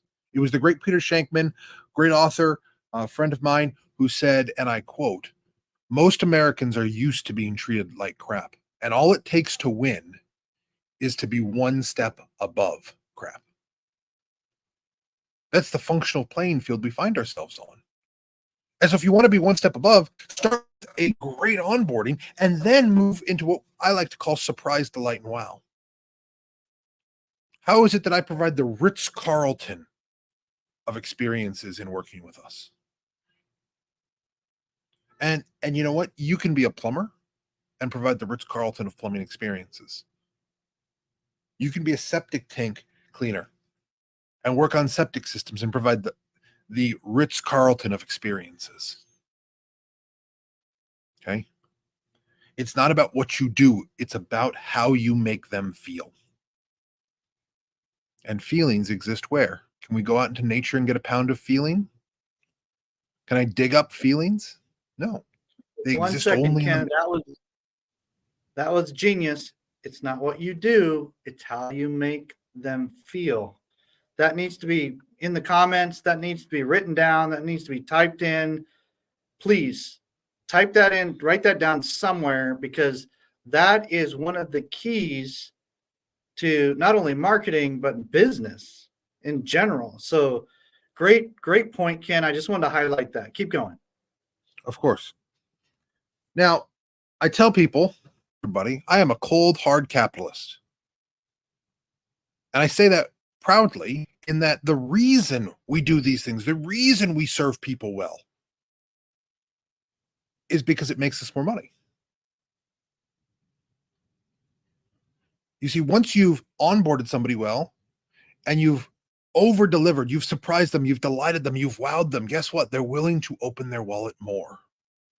But how many businesses fail in knowing what should I sell next to continue this process of surprise, delight, and wow? And then finally, I hear this all the time as a marketer. I don't need marketing. I work off of referrals. I'm sure you've heard that a time or two, Tim. Once or twice, right? I asked this question. I've asked this question of more than 1,000 small business owners. Do you have a systematic, documented process by which you extract referrals from every customer? Let's go through that just to make sure nothing's lost on you. It's systematic. It is clear. It is repeatable. It's a process. It's documented, not in your head, written down on paper, so that anybody in your organization can follow it. And it's designed for everyone in your organization to follow as relevant. Process by which we extract, not request, by which we extract referrals from every customer. Most organizations have some kind of something by which we hope to get referrals from some people. Of the small businesses that I've talked to, again, more than 1,000 that I've asked this question of those who do not work in the referral space professionally, i.e. they don't referral systems, that's not part of their core business, I've had 2 total say, yes, we have that. And both of those businesses were doing more than $50 million a year. It's a huge deficiency for most small businesses. And so why do I start here? Because I want you to understand that positioning is fundamentally that which goes before all of those marketing things. You see, I think positioning is really made up of 3 parts. It's made up of what I like to call brand value, brand promise, and brand identity. Brand value is that thing that's unique to your business in its given category, which you contribute to the market. So what is it that you do that actually is unique from everybody else? within your category. So that means I can take great ideas from other categories and do them myself, and I have something that's truly unique. But what is that value that you are bringing? We start here because fundamentally, without a value, what real estate can I own in somebody's mind? You see, Reese and Jack Trout, they argue that most businesses can own a single word or phrase in our prospect's mind. And so think about it. When you need to sneeze or blow your nose, what do you reach for? Kleenex. By the way, that's a brand. That's not a product. If you need to go search for something on the internet, what do you call that? We go Google it, right? How silly would it be if we had to go Bing things? Sounds ridiculous. Because what we do is we Google things. Because Google is synonymous with searching on the internet. They've brought such value that it's become part of our lexicon. So to your people, to those people that you want to sell to, what is it that you do that is truly unique? Let me give you a quick example. Super accessible. I think everyone can do this. Value is fundamentally innovation and design-led thinking. Now, I want you to think about this. What does Apple sell? It sells technology. When was the last time you saw Apple advertise its newest laptop off of, I don't know, its competitive specs, how fast its processor was? Never. Because it's not about the processor. It's not about the processor. They're selling you one thing, but their position is different. Similarly, a great brand, Burt's Bees. If y'all been in Whole Foods recently, they're kind of a staple there. You can go get kind of lip balm in any number of places, made by all kinds of companies, right? And in fact, when that stuff that you put on your lips, you know what we typically call it is chapstick, right? Brand name. Burt's Bees comes along and says, hey, you know what? They own the flavored lip market, but you know what they don't have? They don't have a natural product. And so for people for whom that matters, there's now something truly unique for them to latch onto and to say, this is my kind of thing. This is my kind of lip balm. I want the natural stuff. Another great example is this is a very small business down in Berkeley. They're called the Local Butcher Shop. And their value is that they source meat from animals that are locally raised, hormone-free, and then they butcher them on site. You can't go to your local Kroger and get that. You can't go to your local Safeway Albertsons and get that. Right? You can't go to a good number of places and get that. Instead, they're providing a real value, which is, hey, look, you can go get meat any number of places. There's a lot of places that sell meat. But how many places work in this fashion? It's locally sourced. If I were to make an obligatory Portlandia joke, you know the name. Incidentally, I grew up on a small cattle farm. The funny thing about him is I raised a cow. First cow, I named it Sally. Very little about cows, and Sally was a boy. And so my clever young 6-7-year-old self renamed Sally when we found out that Sally was a boy, or when I was a boy, and I named him Sally. True story. And one day, pulled out a package of meat from the freezer, and on it was written Sally Boy. I knew where it came from. Okay. It has a unique value. Now, brand promise. Brand promise, this is an area where a lot of people think they've nailed it, And in my opinion, it's the biggest area where we can grow and expand and gain customer traction. This is the general guarantee that we make to our customers. When I think about general guarantees, what generally happens is that people want to make a financial guarantee. They want to give a money back guarantee. And so people, when I start talking about this, they say, yes, but Ken, I don't want to risk giving money back. And I don't think you should. Let me tell you about the Men's Warehouse. All of us guys, we remember those commercials. Remember the founder getting on TV, looking us in the eye and saying, what? You're going to like the way you look. I guarantee it. And they actually built their entire sales process. And if I had more time, I'd go into how they've actually architected the physical store along with their sales process to make sure that they keep this guarantee. But that's what they've done. And so what they ultimately do is they match their guarantee to their shopping experience.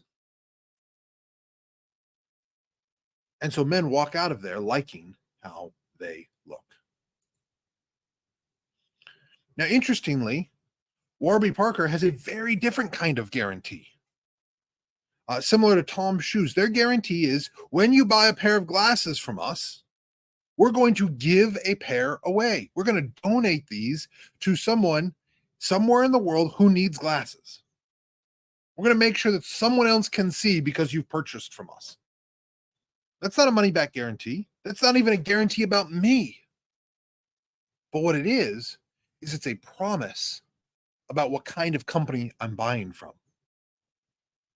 And there are many, many, many ways to give guarantees.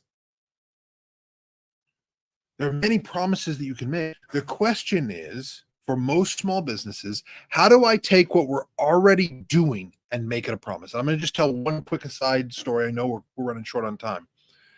I was working with a restaurant. They were a high-end restaurant in wine country.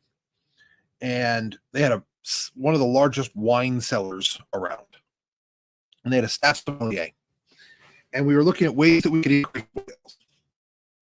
And I said, guys, I think this is what we should do. I think we should put a note from the sommelier in the front. But tell me, what happens if I buy a $60, $70, $100, $150 bottle of wine and I don't like it? What would happen? And they said, oh, well, simple. We'd take it, we'd cork it back up, put it in the back, we'd sell it by the glass, and then we'd get you another bottle of wine until you liked one. And I said, that's what we put from the sommelier in the front of the wine list. So the sommelier, we printed these up. We had a note that basically said, if you're not happy with the bottle of wine that you've opened, we will open another bottle of wine until you are satisfied. And then we had the sommelier sign it. So he hand signed the front of each wine book. So you opened it and that was on the first page. Wine sales went up 60%. Why? Because the promise took away the risk. Okay. This is accessible for any small business to do. A promise As can we think take away the risk. Absolutely. Write it down, ladies and gentlemen. A promise can take away the risk. If it's positioned properly, it can take away the risk. That is huge. I'm making notes right now in multiple ways. That's one I'm taking for sure. So I want to wrap up here as we kind of come into a landing with this concept of brand identity. Brand identity is really about distinguishing how do you want to be seen in the marketplace? What is the thing about you that is different from everyone else? What is it that you do that they don't? What is the us and what is the them? My favorite example here is Subway and Jimmy John's. And if we had time, we'd go really deep into this. But when you think about Jimmy John's, you think about a sandwich that you're going to get very quickly. They may not put mustard on it no matter how much you ask. Right? They'll give you a little packet of mustard and throw you out the door, but you're going to get that sandwich in under 2 minutes and you'll be on your way. Whereas at Subway, you're going to take 20 minutes while the sandwich artist, no joke, puts that thing together. Right? You're going to spend most of your lunch hour watching some teenager assemble this sandwich, but it's going to be exactly what you want with exactly what you want on it. Notice that the identity, the distinguishing characteristics of speed versus custom are very, very useful tools of leverage because they allow us to work in the same market but have different identities by which we draw people in. Okay, Nike, this is a great example. Their brand identity is that inspire and provide inspiration and innovation for every athlete. You don't have to be LeBron James to wear Nike. This is not a Coach bag. Louis Vuitton's. It is for every athlete. It's a great little shop in Austin, Texas, called Book People. And Book People is the antithesis of Amazon. It is a small, local, friendly community space. They host book author readings. They host events there, etc. And so if you want to go and have a place where you can go spend time amongst the books, that's what they're there for.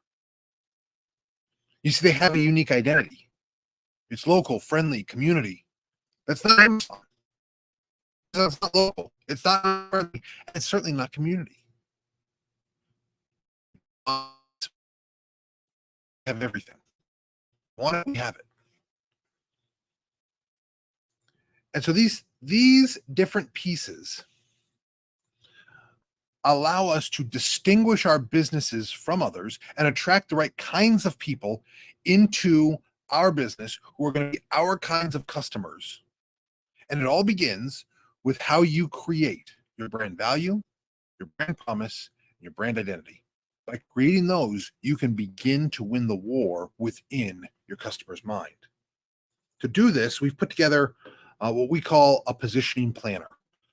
This is a tool that will help you really start to kind of lay some of the groundwork for your business.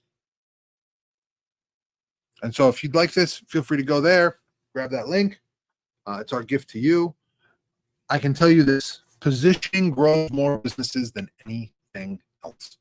I've grown a lot of businesses in my career, north of 250. I've doubled more. And I can tell you this bedrock principle is responsible for more growth than anything else. Thanks for having me today, Tim. I really appreciate it. Well, we really appreciate the way you come at this topic because it's with conviction, it's with a sense of passion and knowledge and expertise from experience. Real quick question, this gift that you've presented to us here, can you explain a little bit more about what would be received if they were to go to this page? Yeah, absolutely. So if you go and you grab this tool, and that's fundamentally what this is it's a tool that's going to help you develop your positioning. It's going to help you understand your brand value, brand promise, and brand identity. It's going to give you that groundwork so you can develop those three things. Okay. What you're going to then do is you're going to take that and you're going to ask yourself one very important question. How do these concepts line up with the rest of my business, with the rest of what I have, with my website, with other pieces? How do you line up with these things that you aspire to impact people by? I think that this is one of those scenarios where sometimes great questions complement the presentation in such a way that if you jump into this tool and the questions are being asked of you, right? There's questions being asked and it produces something of extreme value for your company. It can have an effect for 10, 20, 30, 40 years or more. Depending on if you have a legacy company or not, this is really going to affect you for the long term. So, there's a power in public speaking. Ken obviously has an ability to communicate. There's also the power in being asked specific questions so that you can come up with your own variation of whatever is being taught. And this right here, this tool, ladies and gentlemen, is going to help you get to that point. And then you can reach out to Ken Cook. He's on all the social channels, but really you want to be able to grab this resource. He'll follow up with you based on you grabbing the resource. Don't worry about that too much, but he's a professional. He's classy at doing that. He's the one that's teaching us and our tribe how to do some of these type of things when it comes to having a broader strategy, a classy way to follow up, connect, stay in front of, but in a way that makes sense. It's aligned with the folks that you're connecting with in your audience. So if this is you and you need some clarity on these pieces of your brand that kind of come together as, like you said, Ken, the ingredients for a beautiful, some of the most amazing products or foods that we eat are just like 2 or 3 ingredients. They're just so simple. I'm thinking of peanut butter and jelly sandwich, man. Like, let's go, right? I'm thinking about, you talked about sandwiches earlier, certain sandwiches, ham and cheese sandwich. Like, some of these have really, really simple ingredients. And I think that if you go through this process, you'll find that it'll change your world as a business owner. So anyway, I highly encourage that. Put it in the chat comments, ladies and gentlemen, as you're kind of committing to jump into that. I know that we'll have that available as well. I see at least one place we put it in the comments. Others can do the same. If you have any questions, you're welcome to throw those in now. Ken will look at those as well. We'll look at those. We'll make sure and answer those questions in one way, shape, or form. Anybody who has a question, go ahead and fire that off. We have a comment here. Ken, I love listening to you speak. You're such a thought leader. I agree with that. There, a little note here: speed versus custom can both be a good strategy. Just needs to make sense for what you're doing, and that kind of positions you in slightly different ways. A brand promise can take away the risk for your client and increase sales.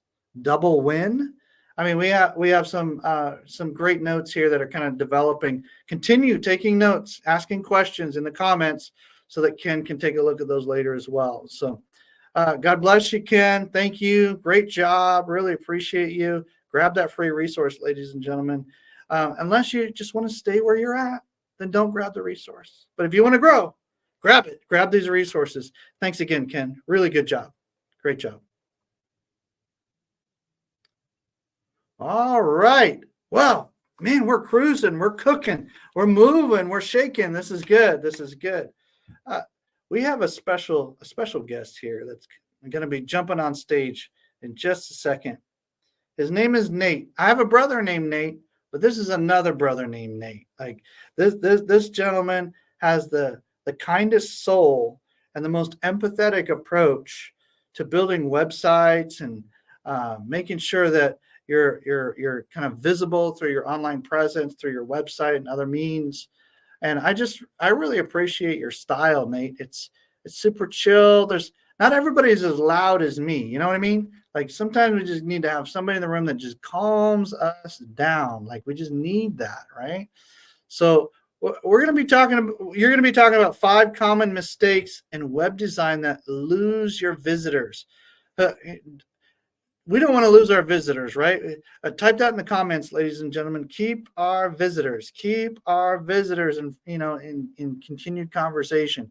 We don't want to lose our folks that come and connect with us. So, hey, Nate, before we jump into your visuals, I was curious, would you be willing to share a little bit of your story, your background, kind of where you came from? Sure. Thank you, Timothy. So my background is I graduated from University of California at Davis with a zoology degree. What does that have to do with marketing? Well, it taught me to think for myself, actually. That's what it really had to do with marketing. And I started building 20 years ago, I started building websites for myself. And I loved it, and they turned out great. And then I worked for a nonprofit organization. I worked on their website and their social media. And I realized I could be in business doing this for myself because there's so many people that need help. And I want to empower those people who are helping others, those people who give to others from their heart. I want to empower them to be successful. So that's what I do. I love it. And you have a story of overcoming adversity as well that informs how you make sure websites are accessible to more than more folks than your average website. Like you want to make the websites you are a part of, you give consulting on, you build, make that available to folks that maybe don't see as well, or maybe they don't hear as well, or maybe maybe they have some other scenario where they need a little extra help in making sure they can view that or hear that or experience that website. Can you speak to that just for a little bit, because that's a very unique aspect of kind of your empathy and your insights that come in building the website. Can you share a little bit about that? Sure. I worked as a speech therapist for a while, and I worked with many children that had disabilities. Some had no way to communicate even, and I helped them with that. I helped develop a system for them to communicate. So I developed this heart for people with disabilities, and I can't imagine what it's like to have a disability, go to a website, and not be able to use it. So that was my first thought, and I made my website accessible. And then I realized I could be making everybody else's website accessible too, it's just very important to me. It's something that I have a passion about. Awesome. I appreciate the work you've been doing on helping continually improve our nonprofit website. Not everybody knows about that, but I just want to give you a shout out for the fact that you're contributing to that. We have a lot of nonprofit and kind of community leaders that are running around, and so making those introductions and working on things together is super fun. All right, so with that, give us some show and tell, man. Give us some goodies visually. Like, what do we got? What do we got to do here? Can you click on that and scroll through those slides? Is that working for you? Yeah, I can scroll through them. Okay, good. Rock and roll, man. It's all yours. Okay. Well, I'm Nate Soche, and my business is Attraction Unlimited Marketing. And I want you to keep watching, because at the end, I'm going to have a gift for you. So hang in there and keep watching. As far as 5 common mistakes in web design that lose visitors, losing visitors is, for a lot of reasons, is not good. You might say, well, if I lost them, they didn't want my product anyway. That's not necessarily true. You might lose them because of your website, because it's just not that easy to use. So you want to keep people on your website. And also, if you lose visitors, it affects your search engine optimization, which is going to affect your ranking on search engines. So you don't want to have a bunch of visitors that you lose. So the tips that I'll give you today are important whether you're a web designer or not. Either way, it's good to know these things. And if you're hiring a web designer, then you can make sure they do them, because not all web designers do. Okay, let's get started. Do you feel like your website is stuck?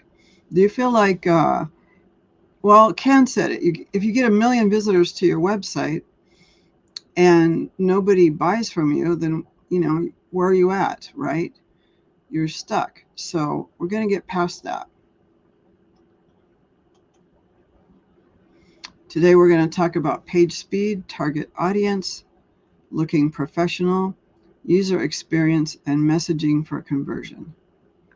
But first, I have a question for you. What do you think the number one mistake is that loses visitors? You put your answer in the comments. I'll give you a moment to do that. The number one mistake that loses visitors. Okay. Page speed. Why? Because they're not going to wait any longer than 3.4 seconds, most likely, right? It's going to vary, but some will leave after 1 second, some will leave after 6, but generally 3.4 seconds is about how long people will wait. So that's how fast your page has to load. Okay, and if it loads slower, you're going to lose people because they're not even going to look at your site. And that's the shame, because you have a great site and they didn't even see it. So you want to make sure your page speed is fast. So what causes slow page speed? Well, there's on the front end is your website. The back end is the server that your hosting provides. So the front end is your page, your web page might have very large photos that are not optimized. They're just it's too big of a file, so it takes time to load it. If you have too many, on WordPress, if you have too many plugins, that can slow you down. So you need to pare back on those. And so those are a couple of things. On the back end, as I mentioned, the server could be too slow. So that's a hosting issue. So you want to be sure you're getting hosting with a provider that is going to be fast.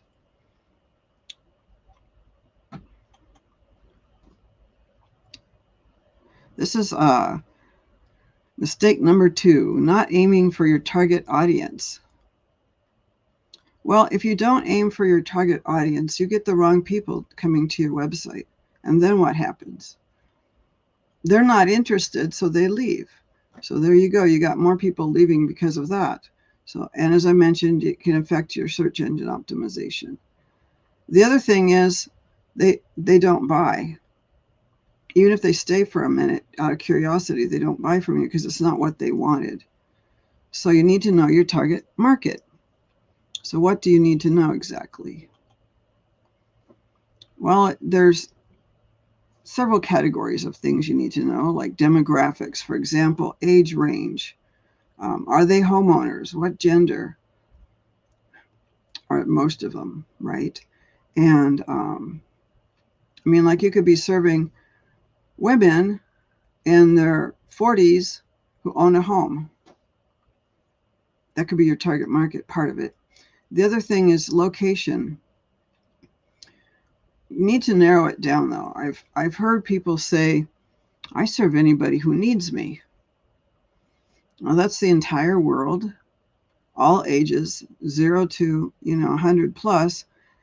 So we need to narrow it down, because you try to serve everybody, you end up serving nobody. So you have to narrow it down. So rather than global, think what part of the country you live in.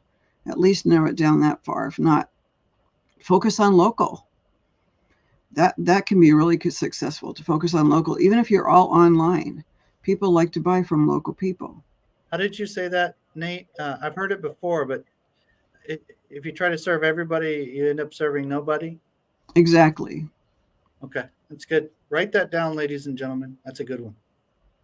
Exactly. Thank you.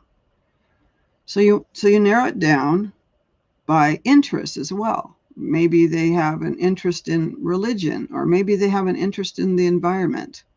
Find out do some research, find out what your target market is interested in. And then hobbies could be, maybe they play pickleball, or they like to sew, or like to read books. If you know that, then you can better reach your target market. And pain points are the most important. What is it that is a pain for them that you have a solution for? What problem do they have that you can solve? So you need to know that too, so you can present that on your website. Third mistake, website doesn't look professional. The thing is, your website's a 24-hour salesperson. It is working while you're sleeping. So what kind of representative salesperson would you like to represent your business? I think most of us would want the salesperson to look professional and to act professional, and for whatever's appropriate for your business, but professional. So we're going to look at how to make your website look accessible. So there's appearance, branding, and expertise. We're going to talk about appearance more in just a moment, but I want to skip ahead to branding. And Ken talked about branding. It's not just your colors, your layout, and your font, although that's part of it. It is your business's values, the voice and tone, the mission, and what makes you different than your competitors. How do you stand out? And then your expertise. You're an expert in your field, but how so? you can explain that in blog posts. You can provide value and then show people that you're the expert in that field. They will come to know you as an expert through your blog posts. Let's talk about appearance. So there's consistency. The site is consistent and looks well thought out throughout the whole website, like similar colors on each page. Not changing up everything for the next page. But if you're on one page and you go to the next, it looks like it goes with it. Images, you want to use high quality images that are sharp and appealing looking too. Okay, because if you have a pixelated or kind of fuzzy photo on your page, it just isn't going to look good. So you want them to all look crisp and be high quality. Colors.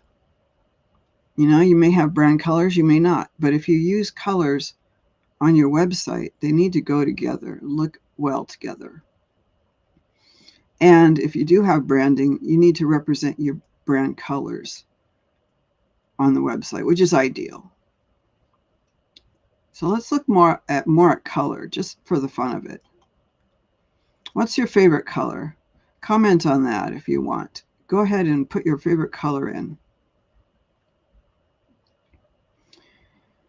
So color is important for websites, and I'll tell you why. Here's four examples. These are just some primary colors, and colors evoke emotion.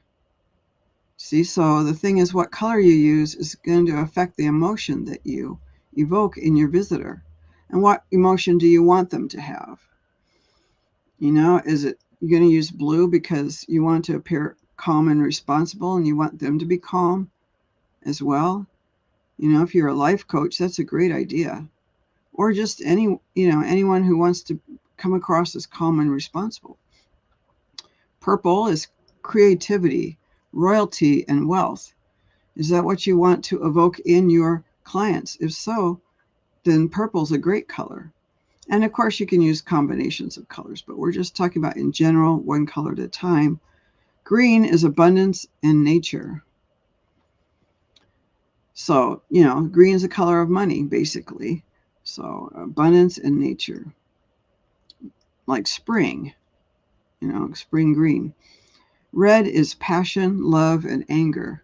So red is a tricky color. It's good to use, though, because it can signal that, hey, this is important. Stop and look at this page. Like a stop sign, right? Stop, look. It's emphatic. And whatever you're trying to show on your website, it just shows it in an emphatic way. Next mistake. The website is not easy to use. Now, this is huge. This is really big because if the visitor can easily use your website, they'll stick around. But if not, they're out of there. The minute they run into something challenging to use about your website, in the very least at all challenging, they're going to leave and find another website that's easier to use. So everything on your website needs to be easy. So we'll go over what some of those things are. Well, it's called the user experience. How does the user experience your website? Is it easy to use or not, right? So it needs to be mobile friendly, needs to have easy navigation, very legible, and your CTAs, your calls to action, need to be on there and be clear. So let's look at a little bit more into that. Mobile friendly. You've probably been on your mobile device and seen a website that doesn't look right. Things are overlapping that are not supposed to, like the headings and the text, or maybe the photos go off the edge, or the text, even worse, the text goes off the edge and you have to scroll back and forth to be able to read it. Or maybe the buttons are way too little. You have to enlarge the whole thing to be able to hit the button. So those are factors for being mobile friendly. And it's really important to do. And there's ways to do it. A web designer will know, and a lot of programs that you might use yourself have mobile friendliness built into it, but you have to check on it, make sure it is. Easy to navigate. This is like one of my passions too, is websites that are easy to navigate. Don't ever give them more than 6 choices anywhere on your site. 2 are fine, 3 are fine, 5, 6. But once you get into 7, 8, 9, it's too many and it overwhelms them, especially on your menu where your menu tabs are across the top. But I saw one website, for example, had 30 choices along the top of their website.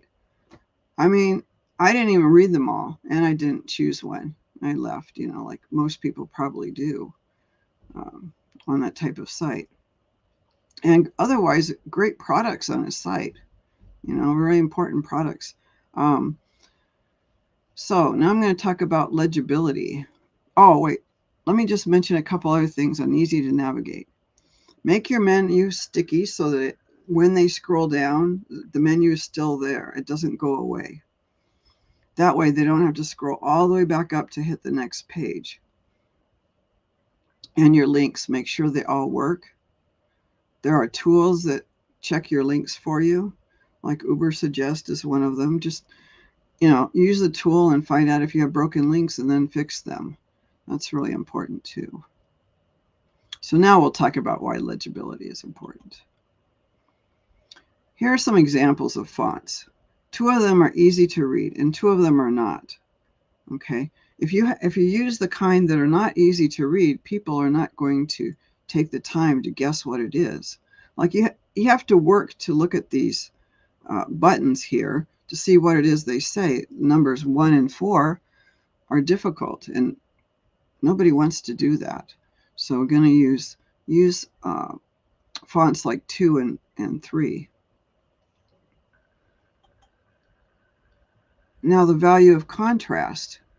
Don't just use a clear font. Make sure it contrasts well with the background. Do not use a busy background and do not use little contrast. Be sure that the contrast is great, like in the right. Your text here, it says very clearly. And how about buttons? How do they affect user experience? Buttons need to be clear, and I don't mean transparent. I mean the message on the button should be understood, and not only easily understood, but it should link to go to exactly what was promised. So if you say our website services, when they get there, they see your website services. If it's free website consultation, when they get there, they expect to be able to book an appointment with you, and so your calendar shows up to allow them to do that. So these are maybe basic, but really important steps to take. Another mistake is ineffective messaging. This is number 5. It's the last one that I'm going to talk about today. It hurts the conversion possibilities on your site because it just isn't converting them. It isn't compelling. So let's look at how you get it to be compelling. It needs to be easy to understand. As I mentioned about buttons, same thing about all of the text on your website. Easy to understand. Think, you can check the reading level. Think like 8th grade for most people. And not that they didn't graduate from high school. It means that that's their comfort level. We want to make it comfortable for them.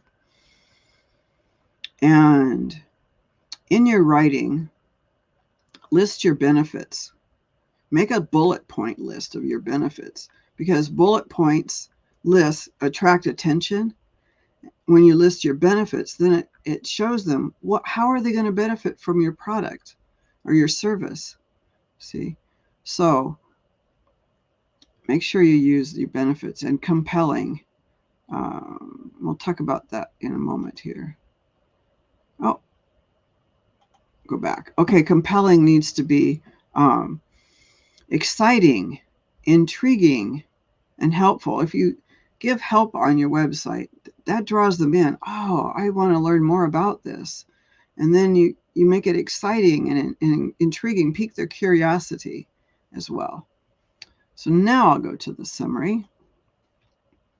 We talked about page speed, 3.4 seconds or less, target audience, know them, know their details, looking professional, make sure that your website is professional looking, it looks polished, and user experience is important to keep them also to keep people on your site, should be easy to use, and messaging for conversation. Messaging for conversion. It should be compelling, helpful, and intriguing. So thank you for watching so far. And here is, hang in there one more second. This is what a happy client says. If you're in need of a website, look no further than Attraction Unlimited Marketing. Barbara was a great client. She provides a heartfelt service, so that was important to me to empower her to be successful. So now we are at your free gift. You can use the QR code with your phone or your device, or you can type in the URL. And so let me show you what you're gonna get. You're gonna get it now. A free checklist for website optimization. It's a checklist and PDF. And this is what it looks like. So when you get there, then you know you're in the right place, right? And there's the QR codes there again. So that wraps it up. Are there any questions? Thank you, Nate, for breaking that down in a way that's really understandable. I had a friend once say, get brilliant at the basics. And if you can get brilliant at the basics, then that allows for so much more possibility. So thank you for this gift, this checklist. I'm sure that it covers some of what you talked about today and maybe a little bit more. But it allows you to kind of take it to your team, or self-assess where you are in your kind of website and your pages and different things online that really, like you said, are a 24/7 representative of you. They're like your marketing and sales team on a page. And so I really appreciate that. Quick question for you.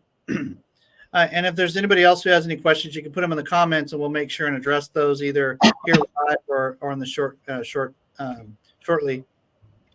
Can you explain the term contrast? What does contrast mean? I mean, even using this image that's on the screen right now, what is contrast? Contrast is, for example, black text on white. Black and white are the opposite, and they contrast really well. It means you can see it so well. I've seen text that's like red on orange or something. It's hard to read. So you want your colors of your text in your background to be opposite like that, and you want to not have a busy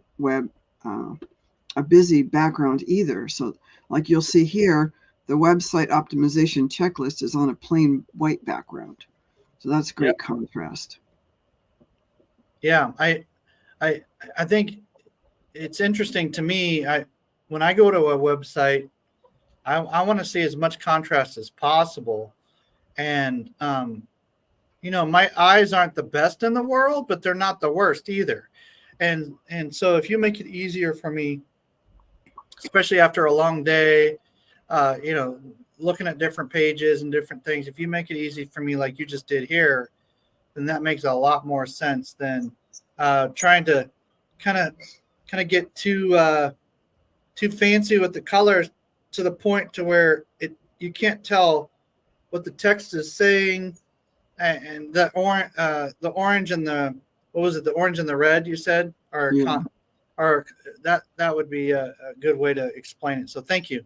Appreciate you explaining that, because I think that's one of the most important indicators of whether you have a professional website or not, is the actual contrast on the pages. So really good job today. Really appreciate you and bringing just line by line, just very important. A little bit of color theory, a little bit of understanding contrast, the most important part, speed of the website. If these aren't check dialed in, you need to talk to Nate, ladies and gentlemen. Reach out to him, find him on social media, or grab his free gift here, and he'll be able to follow up with you as well. Really appreciate your gift. Thank you so much, Nate. You Thank you are so the much. man. Appreciate it. Thank you. Thank you. It's been a Awesome. pleasure. Awesome. Well, we'll talk to you very soon. We'll see you in the network, and we want to recommend and highlight Nate as much as possible. God bless. Thank you. Thank you. Awesome. Well, listen, ladies and gentlemen, we got 2 more amazing speakers, possibly a third one if he can make it, but at least 2 more. And we're going to wrap up today with some powerhouses. I tell you what, there's a gentleman, he's even got a nickname. You'll want to remember this. You want to listen up for Oz, okay? Oz you can look him up on LinkedIn, Facebook. Just look up Oz. He'll come up. His first name is David, and he's going to talk about artificial intelligence and how to create images and prompts and texts, and just be able to dial in your business in a way that just, my goodness, the amount of information I've learned from you, and the amount of just fun we've had, like in the rooms of the billionaires and the projects that we're working on, and just different things. And it all started, in the early days as you're developing and kind of a budding artist, right? But we'd love to hear a little bit more of that story before we get into the show and tell part of today. I'd really appreciate it, David, if you could maybe share a little bit of your background. Like, where did you come from? People want to know, man.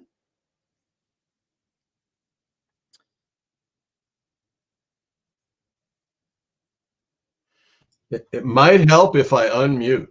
You're good. Let's go. Tell us your story, man. I came from the Bronx. I grew up in Kingsbridge Heights in the Bronx, and a pretty rough neighborhood.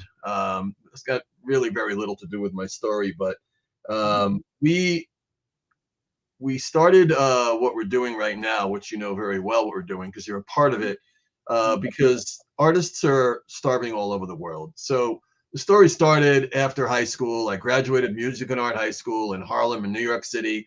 And by the time I was 17, I was on stage at CBGB's playing bass in a punk rock band and all of the clubs all over New York, and never appreciated what I had, playing in bands with guys in their 20s, late 20s and mid 30s. And, just was a musician for many years. And then through marriage became a single father. I raised my daughter as a single dad. Got married a second time, and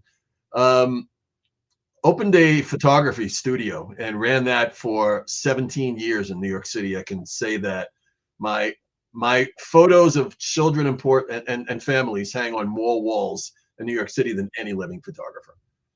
50 people a week, over 17 years, a lot of pictures. So, Wow. And then the 2000s came, and digital and Photoshop, and my world exploded, because suddenly I could press a button and go, oh, I can do that. And I became an artist. It was instant. So I went to the greatest art high school in the world, took no art courses, and ended up being an artist for the rest of my life. So, wow. So you've always been a visual artist, but you went from kind of the traditional taking photographs, which at one point in time was an innovation, right?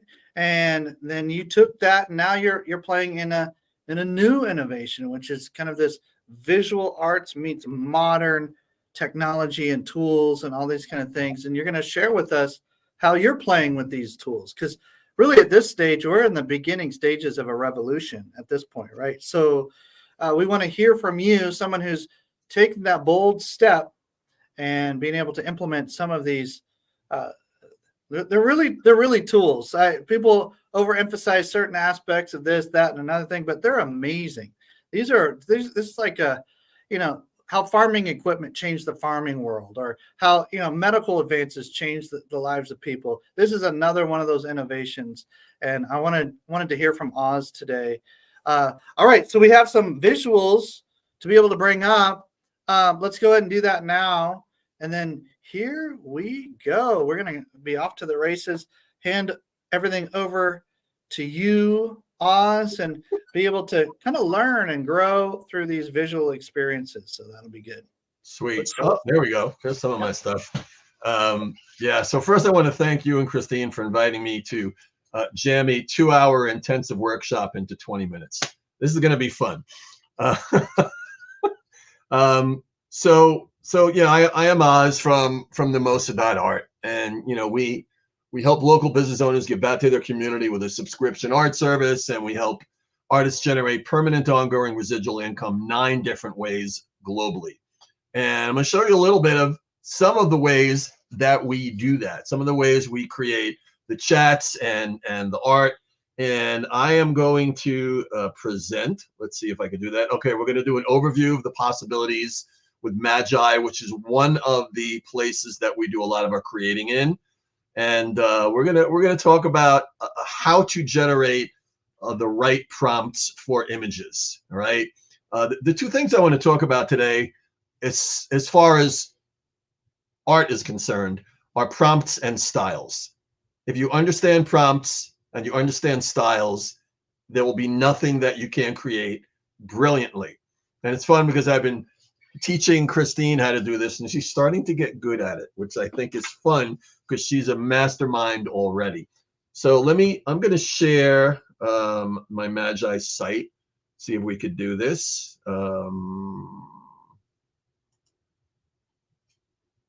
Screen sharing, there are 2 monitors. Okay, great. So let's see. There we go. Window. Entire screen. Okay, this is fun because I can't find it now. Oh, I know why. I got to bring it on the other screen. Okay, give me a second.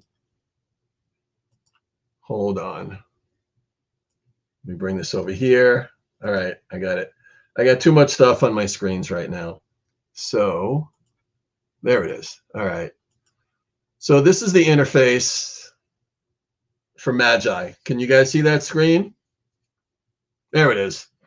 All right, super cool. So Magi will help you do just about anything in building chats and in building images. So this is the basic interface that we're dealing with. And I'm just going to go into the chat side and show you just for a minute what is possible in Magi for business specifically. So everybody's heard of ChatGPT, okay? And ChatGPT 4 is right here. They have ChatGPT Turbo, and I generally use it with a personal assistant. But I want to show you why Magi is so much better than almost anything else out there for all of the large language models they have. They have 1, 2, 3, 4, 5, 6, 7, 8, 9. And the auto is where you can create your own, okay? I'm not going to go deeply into any of this, but if you're searching and trying to figure out, okay, how do I write this great prompt for my business? And how can I research something? You go into this area right here, and you can research as an assistant, an academic researcher, a Bible scholar, which might be good for you, Tim, career counselor, customer support agent. It goes on and on and on and on and on. It's just, they have made all of these stand-up comedian, startup tech lawyer, storyteller, tech writer, tutor. There's dozens and dozens and dozens of things that you can search as, and they do it very, very professionally. And in our free course, we teach you how to do this really, really well. So I'm gonna go back real quick, and hopefully the page changes with me. All right, and so I was looking for genres for my art in the punk genres, steampunk and biopunk and cyberpunk. And so I asked it to generate it, and it came up with the most outstanding answers, okay? It gave me not only what I asked for, which were, various punk subgenres are going to be inspired by AI artwork, but it explained every one. I didn't even ask it to do that. It explained every single one, which is going to make my creations even better because now I have additional prompts to use, which is just so outstanding. So that is the chat side. I could go at that for hours, but we're going to go back and we're going to go into the image side. And if I'm looking away from the screen, forgive me. So these are all Maine Coons that I created the other day. And another thing that I love about Magi is it saves everything. So if you create something, it's not only going to tell you what the prompt was, it's going to tell you what you used to create it. So in this case, it would be Stable Diffusion XL, Cute Maine Coon Cat by Afandi. That's an artist. Okay. Dark forest background, which is exactly what I got. Okay. And the negative prompt was poor anatomy, text, signature, and logo, because you don't want signatures and logos and any other thing that it thinks you might want in there, but you really, really don't. And you don't want it to have poor anatomy. You don't want your cat to have 9 ears and 4 eyes. Or maybe you do, but then that would be in the positive prompt. So we're going to go and let me just bring something up here. I could use a third screen right now. And here it is. Here's the prompts that I wanted to use today. And I'm just going to give you some ideas about what you can create. So we're going to start with Leonardo. Okay, that is one of the generators. You're going to click New Image. I don't know if you can see that because I have it blocked on my screen. If you, in the upper right hand corner, you would connect New Image, and it brings up this screen. There are 4 image generators. I'm not going to go through all of them today because it would just take too much time. Dolly 3, which is brilliant. Midjourney, which is absolutely world class. Stable Diffusion, which pretty much started it all, and then Leonardo. Leonardo has become incredibly prolific because the first thing you look at is the model that you want to utilize, and they have all of these. So you say, well, oh my God, what do I pick? Well, you could pick them all. You pick one at a time, and you would pick one prompt and decide, okay, how do I want this to look? So I have a prompt. I'm going to drop it in a minute, and I'm going to pick anime right now because I think it does a really good job of that. And the style I'm going to pick is creative because I'm a creator. And this is the prompt that I'm going to use because I've used it before, and it really creates some really, really cool stuff. And I'm going to show you why I wrote it the way I wrote it. So this is going to be a very old town with old homes held up by a massive group of roots. So I'm putting very old town first because that's what I wanted to focus on. You have to weigh the weight. That's a poor description, but you have to weigh what you're saying because you're not speaking to a human being. You're speaking to an artificial intelligence that's going to say, okay, this is the main thing he wants, and a very old town. And then old homes held up by a massive group of roots, gnarly, evil looking, with an opening at the bottom below a staircase running down from the roots above. The entire structure floats above the ground below. And then the artists that you want to emulate: Tim Burton, Alexander Jansen, 64K, endless sky of foreboding dark clouds. The further deep down you go, the less weight the prompt is going to have. So we're going to generate that. I'm going to bring this back over here out of the way, and we're going to say what we're going to get. And we're doing it in square right now. We're just going to leave everything as square. And I'm not going to continue generating a lot of stuff because, as you can see, it takes a little bit of time. But I'm going to go into some other areas to show you why I did certain things that I did. And I'm also going to show you another image generator that's free, which is pretty cool. All right, somebody do the Jeopardy theme right now.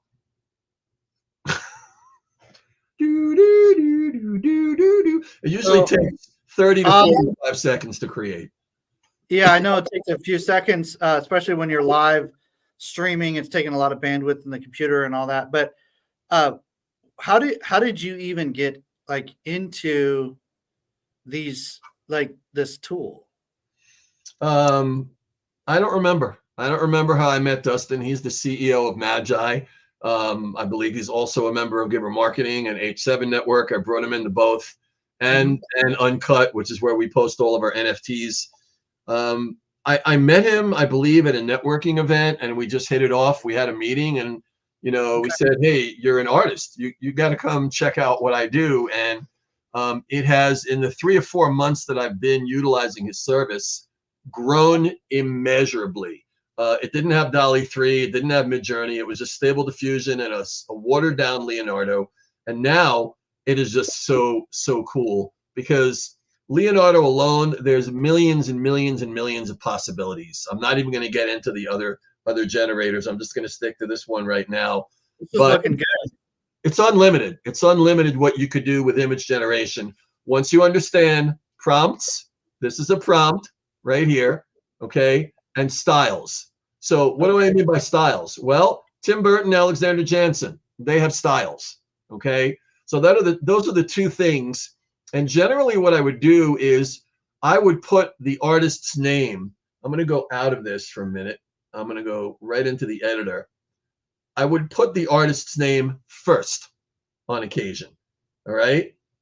So let's give an example. Okay, here, I like this one. So, A Painting of a Wolf by Mark Alante. Dark background. Very, very simple.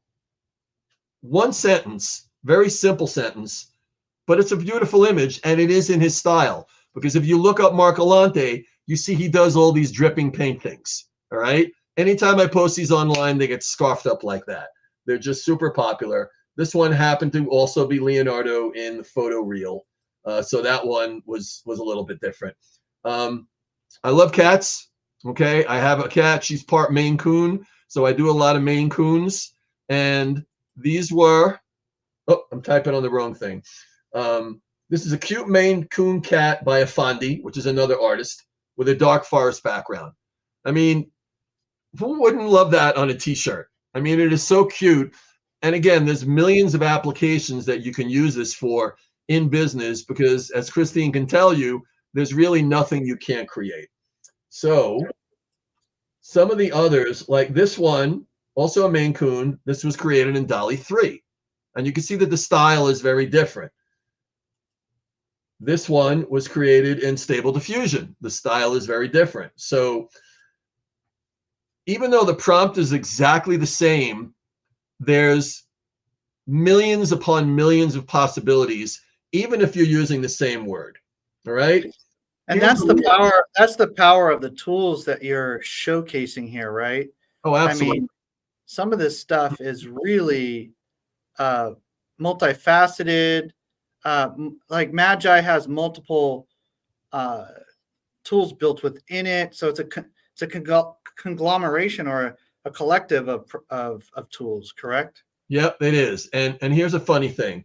So this is pretty cool. All right. Can you read the prompt there? Blacklight fractal neon hollow fluid. That's not a word, but this is how the AI read it. This is how the AI read it. I don't remember if I created that word or I got it from somewhere else. Blacklight fractal neon hollow fluid. And I have to tell you that you can use that one insane word and pop it into all the different image generators with all of the different buttons they have and get the most outstanding results. I'm not going to scroll all the way down, but I did some in one of the other generators. I believe it was DALL-E 3, and it created these incredibly beautiful women with tattoos and in black light paint. And as soon as I put them online, they were gone. It was really unbelievable. Scrolling down a little bit, something like this, you can do one word prompts, single word prompts. This is Demon Punk. How do I know that? Yeah, that's not really my style, man. Like, oh, no, but it's not about your style or my style. It is about making up words sometimes and allowing the AI the generosity and the love of itself to create what it wants. Okay. All right. I got you. Not even real words. So this one I created a few days ago in Midjourney, Future Punk, which I don't even think is a thing. And I grew up with a girl that looked exactly like this. I met her when she was 13 in Washington Square Park. She's still a friend. I sent this to her. She lost her mind. She goes, "Oh I my can see God." that as like a book cover or something. That's pretty cool. Could be. Could be. So you guys asked me to give a couple of gifts, and I wanna give the time to answer some questions. I have a whole bunch of stuff set up here, but image generation is fun. I do a lot of alternate stuff. Like you could see some of these that are Spider-Man, okay, that are very kind of, this one's kind of dark, all right. Cyberpunk Spider-Man in black and gold with a tattered cape, wearing a hoodie, okay. Why would I do that? Well, because I don't want to get sued by Marvel. I don't want it to look like him, okay. But clearly they're Spider-Man. So, and these get scarfed up pretty quick too. There's almost nothing you can't do. And a lot of these, and this is all mid-journey. Like here, this one, Ray Punk. I did not even know what Ray Punk is. Now I do, because that's it. Single word prompts, giving the image generator the freedom to do what it wants and still getting what you want. Because if you write a prompt incorrectly, it's going to create something anyway, but it might not be anything close to what you thought it was going to be. Sometimes the art comes out even better than what you wanted, and you learn something new. So that is cool. So explain how you're, I mean, you're an artist and you have a tribe, a group of artists that are banding together, trying to help each other on different things. But explain how this helps. Maybe we can just talk side by side here for a second. Explain how this helps people in their business today, like in our modern, like right now. Like how is it helping? Let's say where you're not an artist. How does it help a business person who wants to get a little crazy with the creative? All right. Well, back in the day, if you had an idea for something that you wanted to utilize, you'd hire a graphic designer. You pay them a couple of $1,000s, and you get a couple of images. Maybe you like them, and maybe you wouldn't. But the more changes you made, the more you had to pay them. Now, you can create it yourself, or you can have one of your staff take one of my free courses, which is one of the gifts I'm going to give today, because we're doing one in February. Okay. Christine's going to partner with me on that. She just doesn't know it yet. She's being voluntold. And yeah.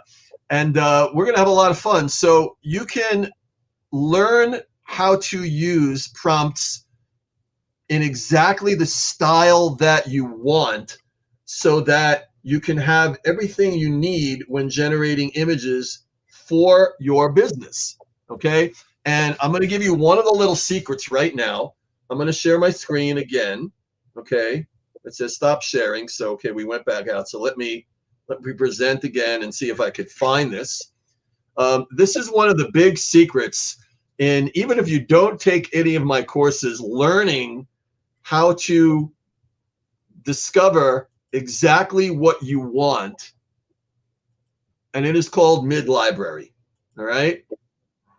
So again, this is on my side screen. So midlibrary.io, if somebody could type that in, and you could see it on the top, midlibrary.io, or is it appearing? I don't see it on the screen yet. Can you guys see the screen? Not yet. That's weird. It's on my side screen. Oh, there it is. Midlibrary.io. Yeah, it is slow. When I said earlier, prompts are extremely important and styles are just as important. If I scroll down a little bit here, you'll see styles, 4,705 styles. You think that's enough styles to be able to create something in your business? So if I click that, and thank goodness it changes, you're going to see all these different styles. Some of them are techniques like silhouette, which is one of my all-time favorites. Some of them like Yu-Gi-Oh, okay, which is, a big kid style, Dungeons and Dragons. Different illustrators, photographers. They have Julie Arkell. I mean, they're painters. So basically what I'm hearing is it's unlimited. Yes. As long as you practice and know at least a starting point of how to get started. Yep. Or a place to get started. So Okay. Well, thank you, Oz, for showcasing not only some of the tools you use, but a little bit of your art and how people can get a hold of you, learn more from you, some resources that you've dropped as well. What's this gift you were mentioning earlier? What are we doing today? Well, there's a couple of gifts. Mid-library was one of them. Okay. But Magi is where I go to create the vast majority of my art. There's other places too, and I'll list one or two of them. Actually, I'll list just one. That is actually a free service. We're offering. I spoke to the CEO of Magi, who doesn't normally give big discounts, but because he loves me, we're going to offer a 7-day free trial of Magi, and the link is right here on the screen: magi.co/Oz. All right. And if you sign up for any of their plans whatsoever, you're going to get a 30% discount for 90 days. And the code is, at checkout, it would be OZ30, OZ30, and it's all uppercase. Well, not the numbers, because numbers are numbers. So that is one gift. And if you do decide to take my free course in February, you're going to need to come prepared, knowing how to use Magi just a little bit, or at least having it. Okay.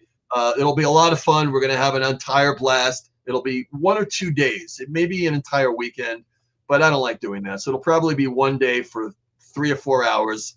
And a workshop is not a seminar. Everybody gets involved. Everybody creates. Okay, that's fun. The second thing is the free course. That'll be in February. So if you guys go to oz@nomosa.art, if somebody could drop that in the comments, oz@nomosa.art, maybe Christine, and send me your email, I will sign you up for the free course. I will send you the link to the Zoom. I'm not going to go into funnels and all that stuff. We have a lot of fun. We have a lot of fun when we create together, and I'll get more deeply into it. Just shoot you an email and ask for the access to the course, and they'll get it. Correct. And the third thing is a free image generator, which I just discovered about a month ago. And it is pretty cool. You get 50 points a day, which is good for 25 images or a couple of videos. And it's called lensgo.ai. So lensgo.ai. It is really, really good. You don't have to pay for it. You can upgrade. Their prices are very similar to Magi's, except Magi has 1,000 times more. But if you just want to play around with artificial intelligence and creating stuff, go to lensgo.ai and knock yourself out. 25 images a day. You will have a good time. Some of them will be outstanding. Some of them will not be so great. Anime is what it does best. And Tim, if I could share a real quick screen and just go to show that to the folks. Let me minimize this. Let me see, present. Share screen, and let me see if I can find there it is. We have 1 more minute. All right, real quick. All right, so this is Lensgo. All right, and again, 1-word prompt, silhouette, and I did them 4 different ways, and I love the way these came out. These are really cool. If to use something like this for advertising, you could write all your text in the dark area. This is another one, and again, these are silhouettes. All right, this is a photographer silhouette. This one's kind of weird. I think this one was fantasy. I don't know what that is. Is it a horse? Is it a chicken? Why does it have high heels? I don't know. You're giving the AI free reign to do something. And then the 4th one, well, that didn't work because that's not a silhouette. So have fun with this, guys. It is a blast creating art, and it is a blast being able to utilize it for your business, especially the chat side.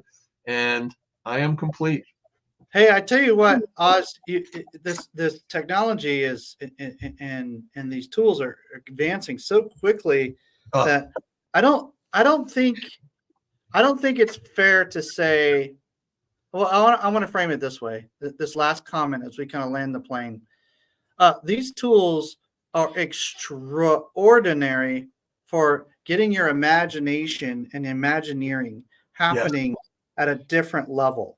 Yes. It's like, thank you, God, for these type of tools, because my kids, I have a couple of kids that are artists, and my kids are going to be blessed because these tools are available, and it will release more of that creative juice that they have. Some say you're born with it, some say you develop it. I think it's both. I think we're all creative to some degree. So just fostering that is so amazing. Now, there's other people on the other side of this conversation that might be a little threatened, or they're not sure what to think. Hey, that happens with innovation. If you're an artist and you're not using these tools, or if you're a designer and you're not using these tools, or you're a creative and you're not using these tools, I don't know what to say except for we'll see you at the finish line. Like I like it's hard to kind of put it into words to some degree, except for like you might want to play with these tools. If you're a graphic designer, add this to your list of tools. Don't think of it as an either or. Think of it as a both and start playing with it. You might not have extraordinary skills around, Photoshop and Adobe products. Who says you can't bring in another set of artists? Great artists know how to adapt. They know how to pivot. They know how to. They're designed for that. Like, so, I want to encourage all the artists out there to connect with Oz. Take them up on these gifts and connecting points. And with that, we just have to kind of say to be continued, Oz. But I know there's a lot more in the tank because I've talked with you so many times about this. But this is what how you want to connect with Oz right here is send him a note, say, hey, I want to know more about what you're doing. Get me everything you got, and we'll be able to and make sure that you stay. Oz is one of our firecrackers, man. He's always pulling something creative out of his hat, having some fun, saying things. Like artists and like certain types of people, you got to let them fly. You just let them do their thing, and you try to keep up with them. And Oz is one of those people. So if you want that kind of experience, and by the way, that shirt that sweatshirt he designed that sweatshirt. I bought one of those shirts a while back, and man, I just love creative things. And so connect with Oz if you get a chance, and to be able to take advantage of some of that. So thanks again, Oz. Appreciate you. Talk to you soon. We'll see you on the other side. Good day, brother. Good job today. Appreciate it. Awesome. Look at this. We're having some fun, man. A little bit of everything today. Everything from, how to frame your brand promise and your value and your noble purpose and your story and creativity. And guess what, ladies and gentlemen? Guess what? Guess who we get to talk to now? Sometimes we call him the media boss. And if you want to know how to be everywhere all at once, this is it.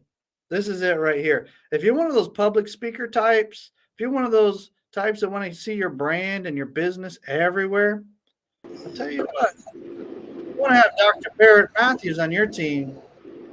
This gentleman right here is taking the podcasting, broadcasting space by storm. And he's got a team that we work with personally. And we find his product, his approach, his mindset, his thought leadership to be refreshing to the space. Sometimes you just need the good guys in the space to be on your team. You know what I mean? So, hey, Dr. Barrett, I'm hearing a little bit of noise in the background. If there's a way to maybe what kind of noise are you hearing? It's like a wind. It was like a wind noise for a minute. Hold on, I think I know what it is. Hold on, let me change. I'm gonna change my camera too. So let me do that. When you get all fancy with your microphones and your videos. let me do this. Hold on 1 second. I think I can fix it. Always something to adjust, and it's actually even getting better as you're talking. So yeah, there you go. Well, I think what it is this right here. Is it gone now? It's gone. It's gone. Okay. It's like you know what you're doing. Just flip. It's gone. Okay. Yeah, I had to change a couple things, so that was actually I have a motor going for my setup, and the fan was blowing. That's what it was. Oh, okay. I got you. Well, hey, we're here now, and I just like to hear people's stories, man.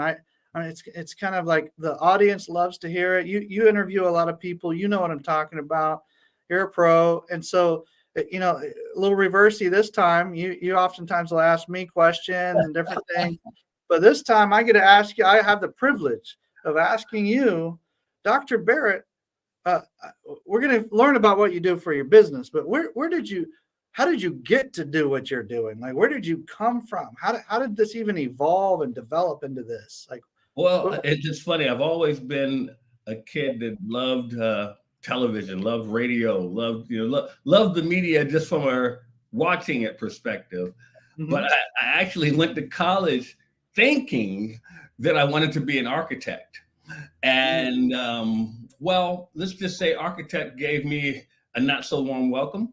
And after about 1.5 years, I said, I got to get out of here because my grades are going down and it's not going to get any easier. So I said, I need to change my major. But I'll be honest, Timothy, I had no idea what I wanted to change my major to. And my sister said to me, you've always been interested in like radio and TV and stuff. And my response was, well, isn't everybody? Because I was thinking, doesn't everybody watch TV? Doesn't everybody like the radio? I never actually thought of it as a major. I never did. But fortunately, I went to Hampton University and they had a mass media arts program. And I changed my major to mass media arts. And my grades shot up. I started having fun. The stress was lifted off of me. And I was writing for the school newspaper. I was the sportscaster on the school newscast. I became this play-by-play and color guy on radio and television for the sports. God, what else did I do? I did so many things. I became the sports director for the radio station at one point. They dubbed me Mr. Mass Media at one point because I was doing all those things. And I did a lot of internships. Okay. And I did them at local TV stations, and I was down in Virginia and also here in DC. And one in DC was WUSA TV, where I got to meet a gentleman that you're aware of, James Brown, the sportscaster. Mm-hmm. And at that time, he was just a fill-in sports guy and a weekend sports guy. And so he and I kind of had a bond one day, and he would call me to do stuff every now and then. And when I got out of college, he actually looked out for me and put in a good word for me at this TV station in DC. Then he put in another, because at that time he was starting to move up. He was at CBS Sports in New York, and he put in a word for me. I got interviewed at CBS Sports in New York. So I got in up there, worked up there for a while, worked the NFL, had a whole lot of fun, got to meet some great people, work with guys like Brent Musburger and all those guys. And then I got out of television because I saw kind of the ugly side of it as well.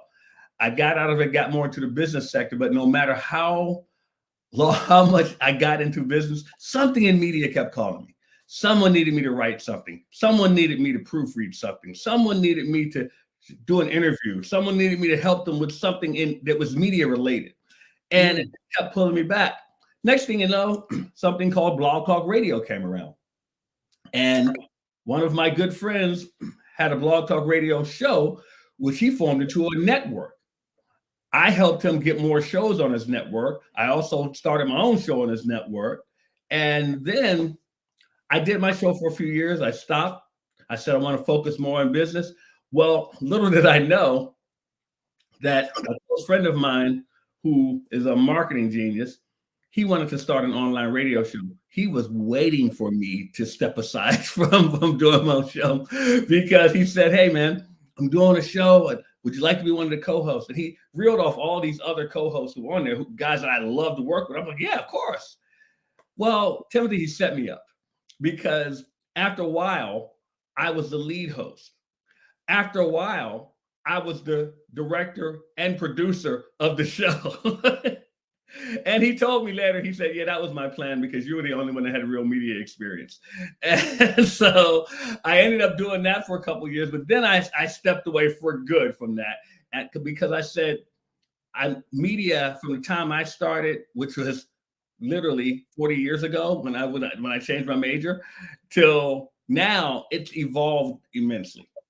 And back when I started, if you wanted to be on someone's TV show, you had to hope that they found you interesting enough to give you 2 minutes of time. Yeah, and audio and video ain't going anywhere. It's just increasing. And exactly. But see, now it's at your fingertips. You can control it. Yeah.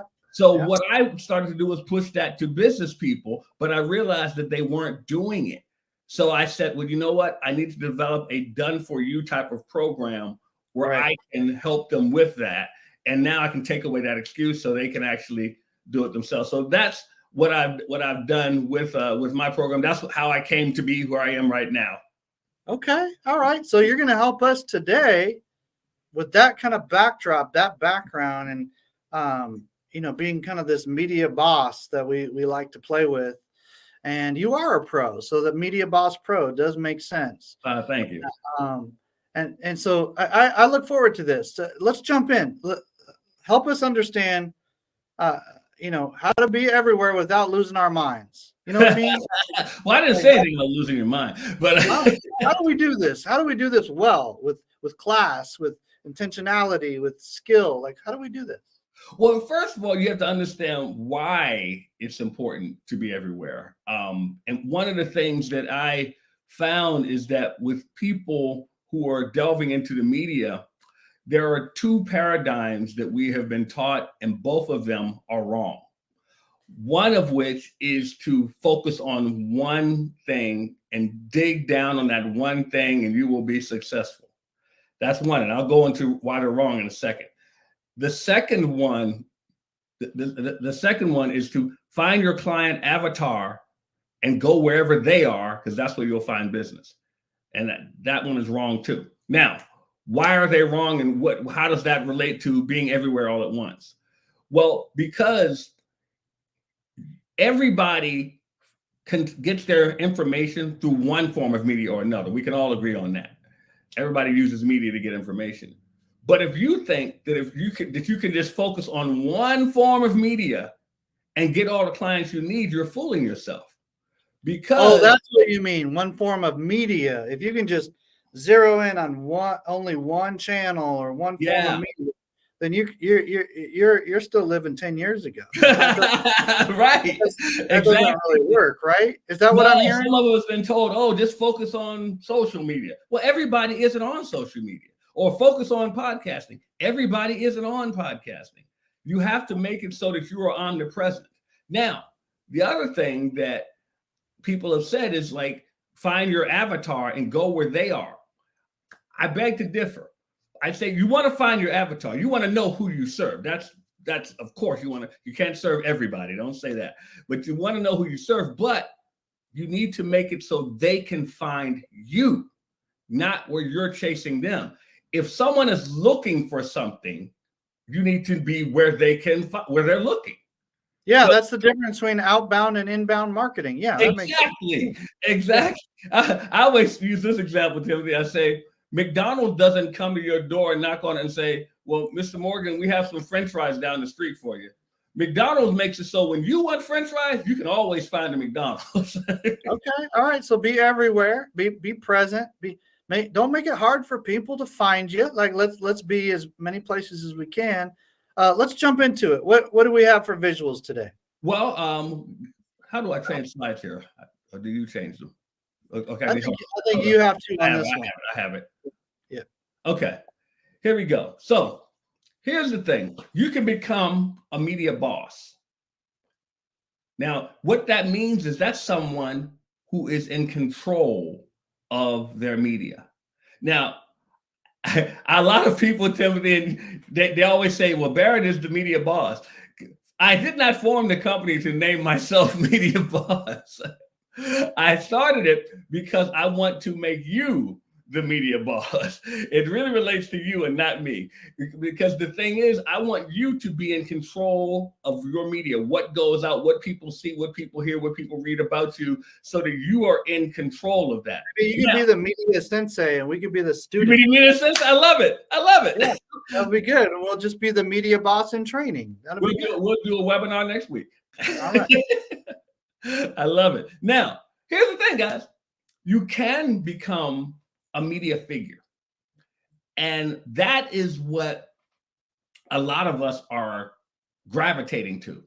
We gravitate to people who are media figures, the people we hear on the radio, the people we see on TV, the people we see on the movie, the people who are writing these great novels. They're media figures. We see them. They're not necessarily media bosses. They're media figures. And the reason I chose this picture, I think we all recognize who this lady is here. And she has a perfect afro in that picture. But that is, of course, the great Oprah Winfrey. Well, as many of you know, and if you don't know, you're learning today, Oprah Winfrey started out as a newscaster. She was a newscaster. That's how people came to know her name. She was a very popular newscaster. And of course, everybody knows that she started the Oprah Winfrey Show. She had her TV show, her talk show. She talked to famous celebrities. She talked to political figures. She talked to the audience and so forth. But at that time, Oprah Winfrey was still a media figure. But then Oprah had designs. Oprah had big designs on what she wanted to be, because Oprah knew that she really wanted to be a media boss. And that is the difference. So then she started the own network. She started her own television network. She started Harpo Studios. She could start producing her own movies and television shows. She started the O Magazine. Now, what does this mean? This meant that Oprah was in control of her media. When she was with the TV station doing the news show, she wasn't in control of that. Someone else was in control. When she was doing the Oprah show, she wasn't in control of that either.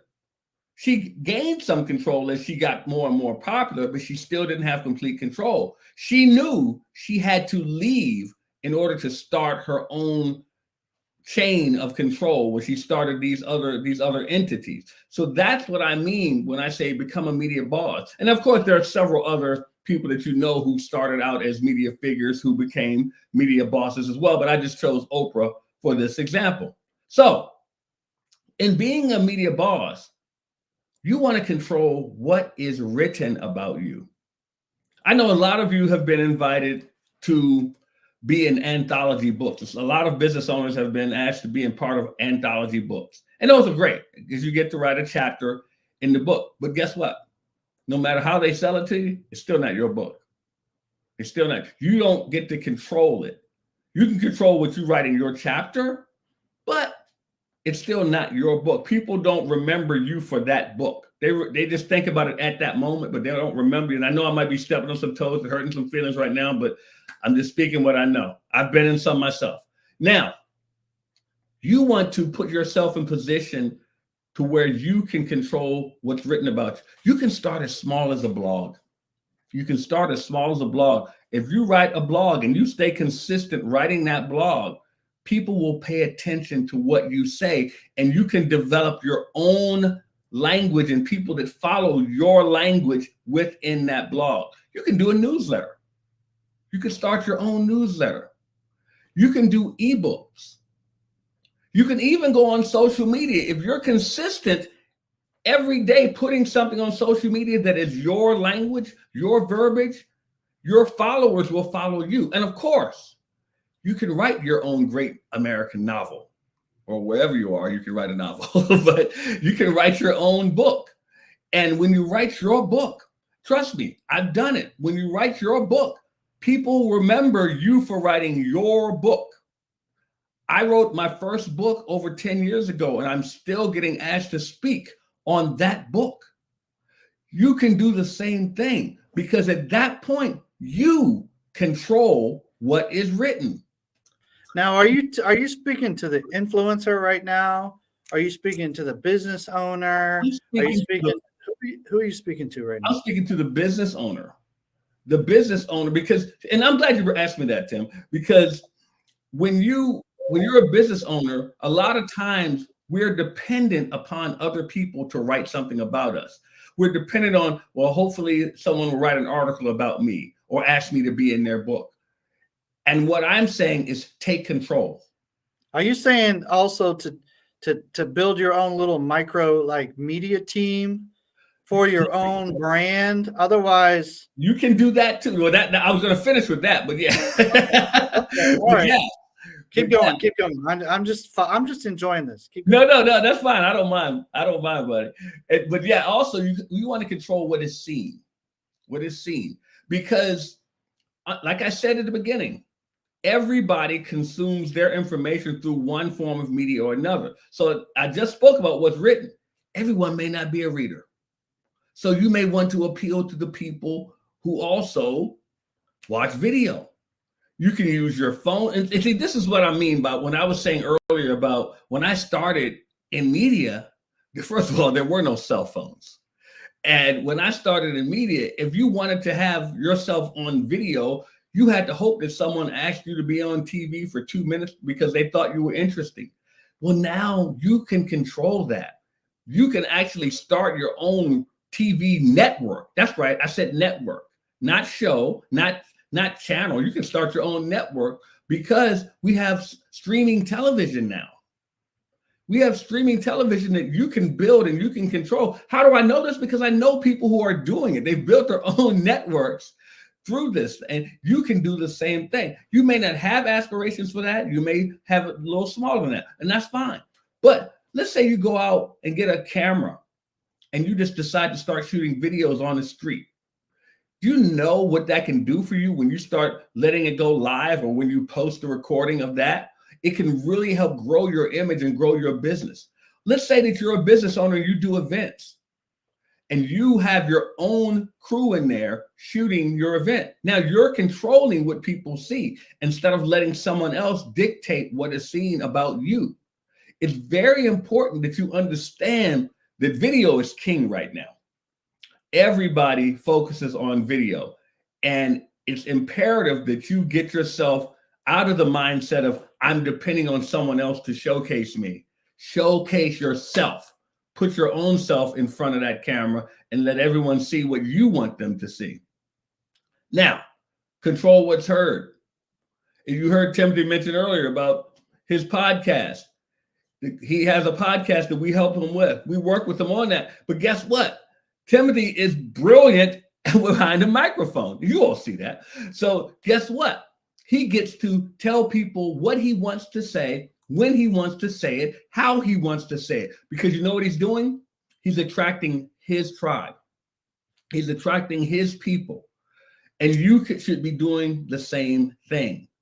If you are out there, here's the thing. If you are able to talk, then you should be having a podcast promoting yourself. And I know some of you are saying, but I'm not good behind the mic. Some of you are saying, yeah, but my what I do is boring. Trust me, there is an audience out there who wants to hear about it. Don't compare yourself to the Joe Rogans of the world. Find your tribe, find your audience. Let me put it to you like this, because I get this from a lot of people when they talk about podcasting or radio shows. What if only, say, 100 people listen to me? Well, look at it like this. If you had an opportunity to speak on stage about what you do, and they said there were going to be 100 people there, would you say no to that? Of course not. You'd love it. So this is the same thing. If you have your own show, a radio show, a podcast, any type of streaming thing, whatever, if you want to get yourself out there and let people hear your voice, that is a great way for you to attract people to you. You can become that magnet. And as you see the lady on here, she's singing. If you're a singer too, I know people who have podcasts and they sing on their podcast and then they go to talking. The great thing about doing these is that it's your show. You control it. You own it. You can do whatever you want to and not have to worry about that. And I've seen some heard some crazy things on podcasts, and I love it. I love it. You're probably going to get to this, Dr. Barrett, but a lot of people are asking themselves, do I have the time or the space or the energy to create new content for these channels? And you know where I'm going with this, because this is how you've helped us. And if I'm stepping ahead, go ahead. I want to encourage, if you have a message that is important and you already have some content that's been produced, yep, or if you have a routine that allows you to just even speak into a cell phone for a few minutes. Yeah. Make it simple, make it easy on yourself, and kind of go from there, because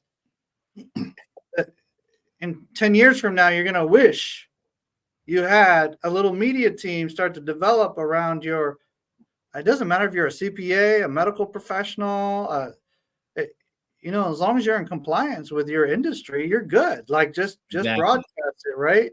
Exactly. And even then, the things you broadcast are stories and stuff like that. So there's not much to worry about. So you just go with how you normally go. You take the content you already have, maybe add some later as you go, but start where you're at, man. Like start where you're at.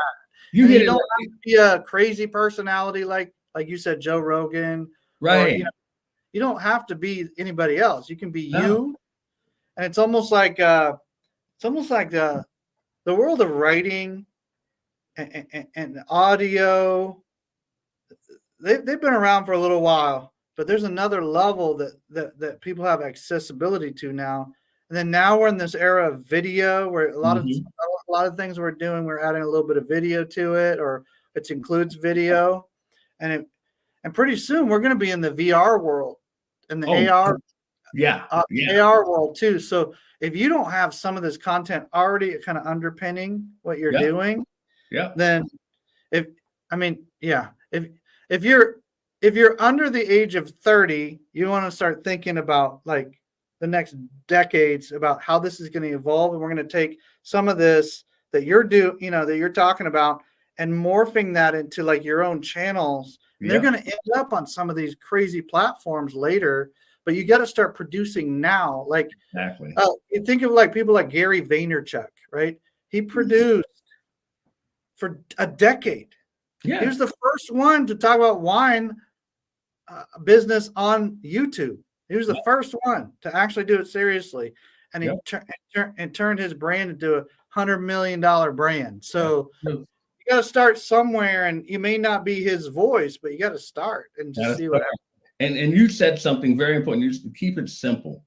I mean that, and I find more often than not, Tim, that a lot of people they overthink it.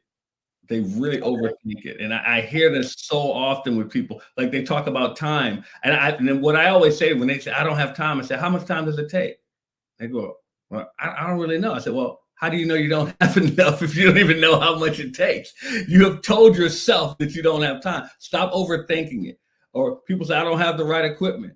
What equipment do you need? Well, I don't know. Then you don't know if you have because here's the thing. Most people overthink this thing, and it's so simple. Like you said, you already have content.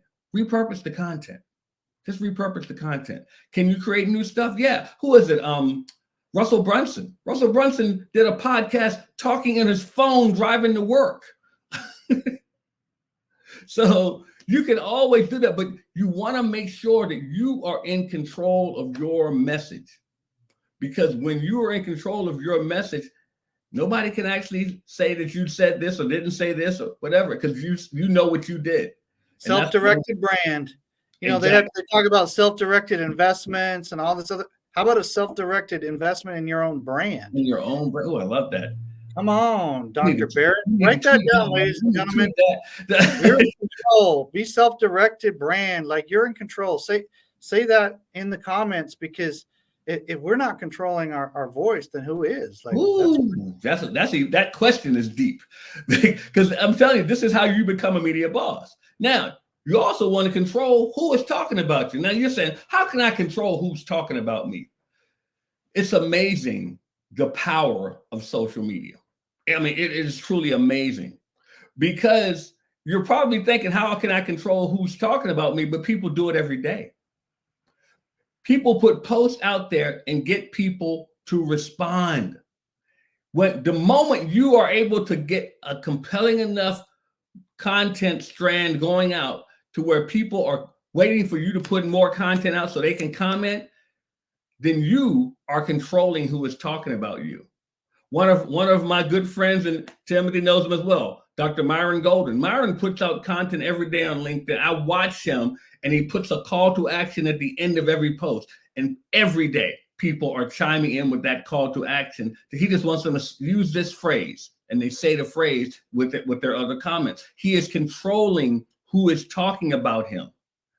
And that is something that we all can do. You see that word in the yellow over there, Timothy, is the word you just mentioned, your brand. If you are out there putting stuff out there, putting content out on a continuous basis on a consistent basis, you can control that. But when you stop, guess what? Now someone else is in control of what is said, or who is saying it, or how it's said, or if it's said at all. Understand that if you don't comment on what you're doing, someone else will either comment about what you're doing, or no one will comment at all. And if you're in business, if no one's commenting at all, that's not a good thing. That's not a good thing. So you want to make sure that you are in control of who is talking about you. Now, this one right here, you want to control how you're paid. If you are putting yourself out there on media, you can do a webinar just like we're doing pretty much here. And you can actually do a webinar where people can pay you to be a part of what you're doing. You can put media out there and get paid by sponsors. You can put media out and get paid by partnerships. And partnerships are totally different than sponsors. I mean, that person is in business with you and you're in business with them, but you're putting media out to make sure that they support you. You can have affiliate programs through your media.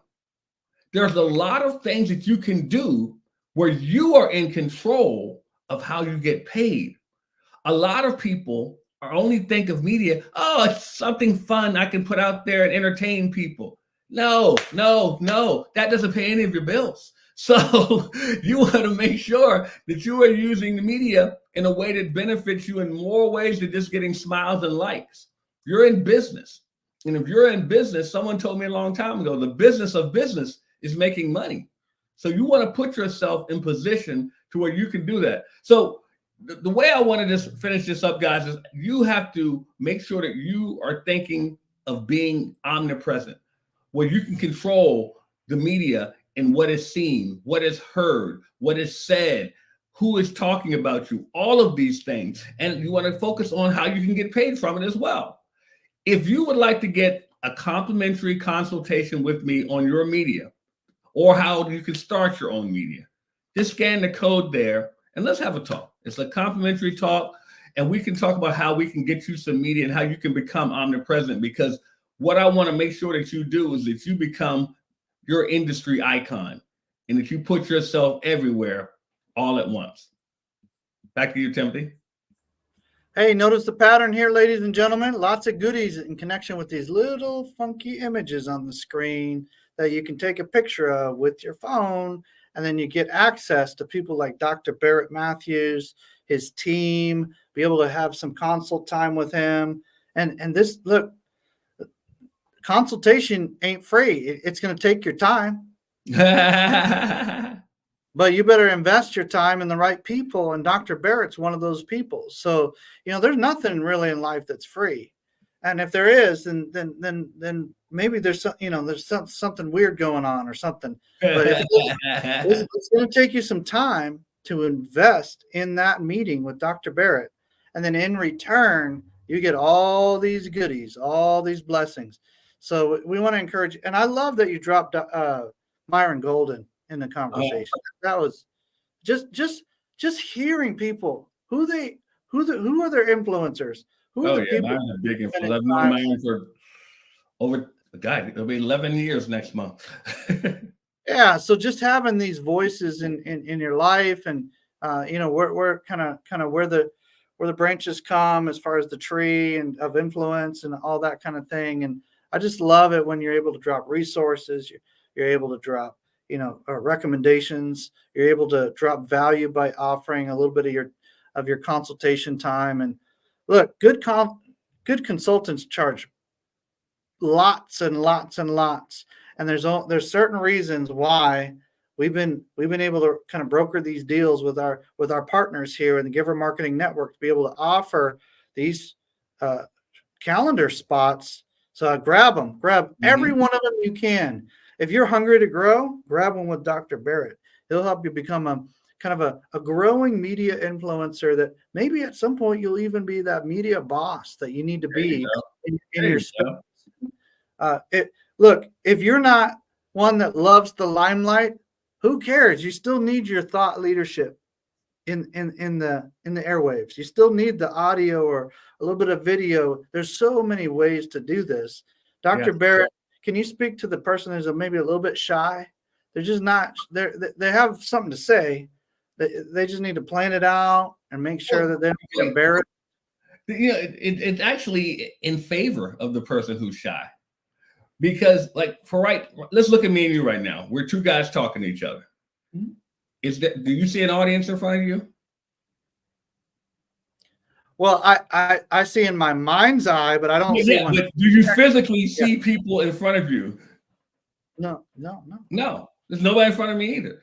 I'm just talking to Timothy online. So it's really so if you're someone who's shy, there's nobody in front of you. Okay, so you coach people through this kind of stuff to make sure they don't. It's actually in your favor to do it like this, because you don't have to get in front of a lot of. Now, when you're on stage, that's a different thing. But right now, you're just sitting there in the comfort of your own home. You get to get in front of your camera, but it's your camera. You bought the dog. And hundreds and hundreds and hundreds, maybe even thousands of people are going to see this at some point. But if I'm just thinking I'm just talking to you or talking into the camera, Myron Golden has some good things to say about this too. But just to have you at our side to be able to help with that, and even repurposing content you've already done. You almost forgot you had it. and here's the hard truth I'll tell the people who are a little shy about it. You can't claim on one side of your mouth that you want this great success and then shy away from it when it's coming to you. Ooh.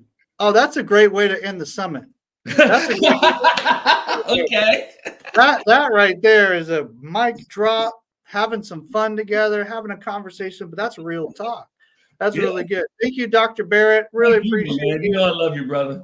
Yeah, I really appreciate your insight, just kind of your passion and the fact that you didn't forget to say, hey, if you build a little platform, a little influence, you might have some folks finance the whole thing for you. Like you might have some people pay to play and be a part of, maybe ride your coattails for a while until they can start their own, and that's how you do it. That's how you do it. You have to take the first step and start it. You pay to play a little bit. Okay. All right. I got that. We're going to be looking into some sponsors. I need to talk to you, some different things happening. We already have people paying to kind of paying to play a little bit, but we want to take that to another level. So I appreciate that. All right. Blessings, Dr. Barrett. We'll talk Bless you too, man. Thank you. All right, Christine. You ready to wrap this up? Here we go. Look, Christine's she's still got bright-eyed, bushy-tailed. She's still there. Big smile. I'm still here. We had to cover each other on some things earlier in the day, but hey, we're in it to win it for you. We want you to have enough content to be able to start digesting for this year and take a couple of these categories. Commit to two major categories that you want to take to another level. We like to think of this in terms of branding, visibility, promotion, nurturing. Those are some major categories. Commit to two of those that you want to take to a whole nother level and go back and revisit or show up to those appointments that you already set. And you're on your way. Look, we're here to encourage you. So Christine, close us up, wrap us up, and we're going to sign off. We need to let people know about the networking happening every Wednesday. Absolutely. Every Wednesday. We're all about relationships around here. You know that. So Wednesday, we have networking for marketers. So we made this open today. Today's networking event was for everybody, and we loved meeting everybody. But if there's any marketers, right, any marketers that attended today, or maybe you know a marketer, send them our way, because on Wednesdays, we do networking for marketers. So you want to hang out with us for that, because we always have a good time building relationships. Don't be a lonelypreneur. Come hang out with us. I'm going to put that up on the screen too. So givermarketing.com/networking gets you to us. Come come hang out. We're nice. You got to meet us today. You got to see we're fun people. You want to come hang out with us. Just saying. All right. So that's 8 a.m. Pacific time, 11 a.m. Eastern on Wednesdays. So And tomorrow. just sign up, because you might not be able to make it every single week, but you could certainly make it once or twice and see what you think. I'll click a link in the feed even right now as we're live, so that registers. givermarketing.com/networking, the website /networking. Hey, God bless Christine. Great job putting the summit together with the team and everybody. You did a lot of heavy lifting, but your team is starting to really develop as well around the summit. So we'll see you tomorrow at Networking for Marketers. Talk to you soon.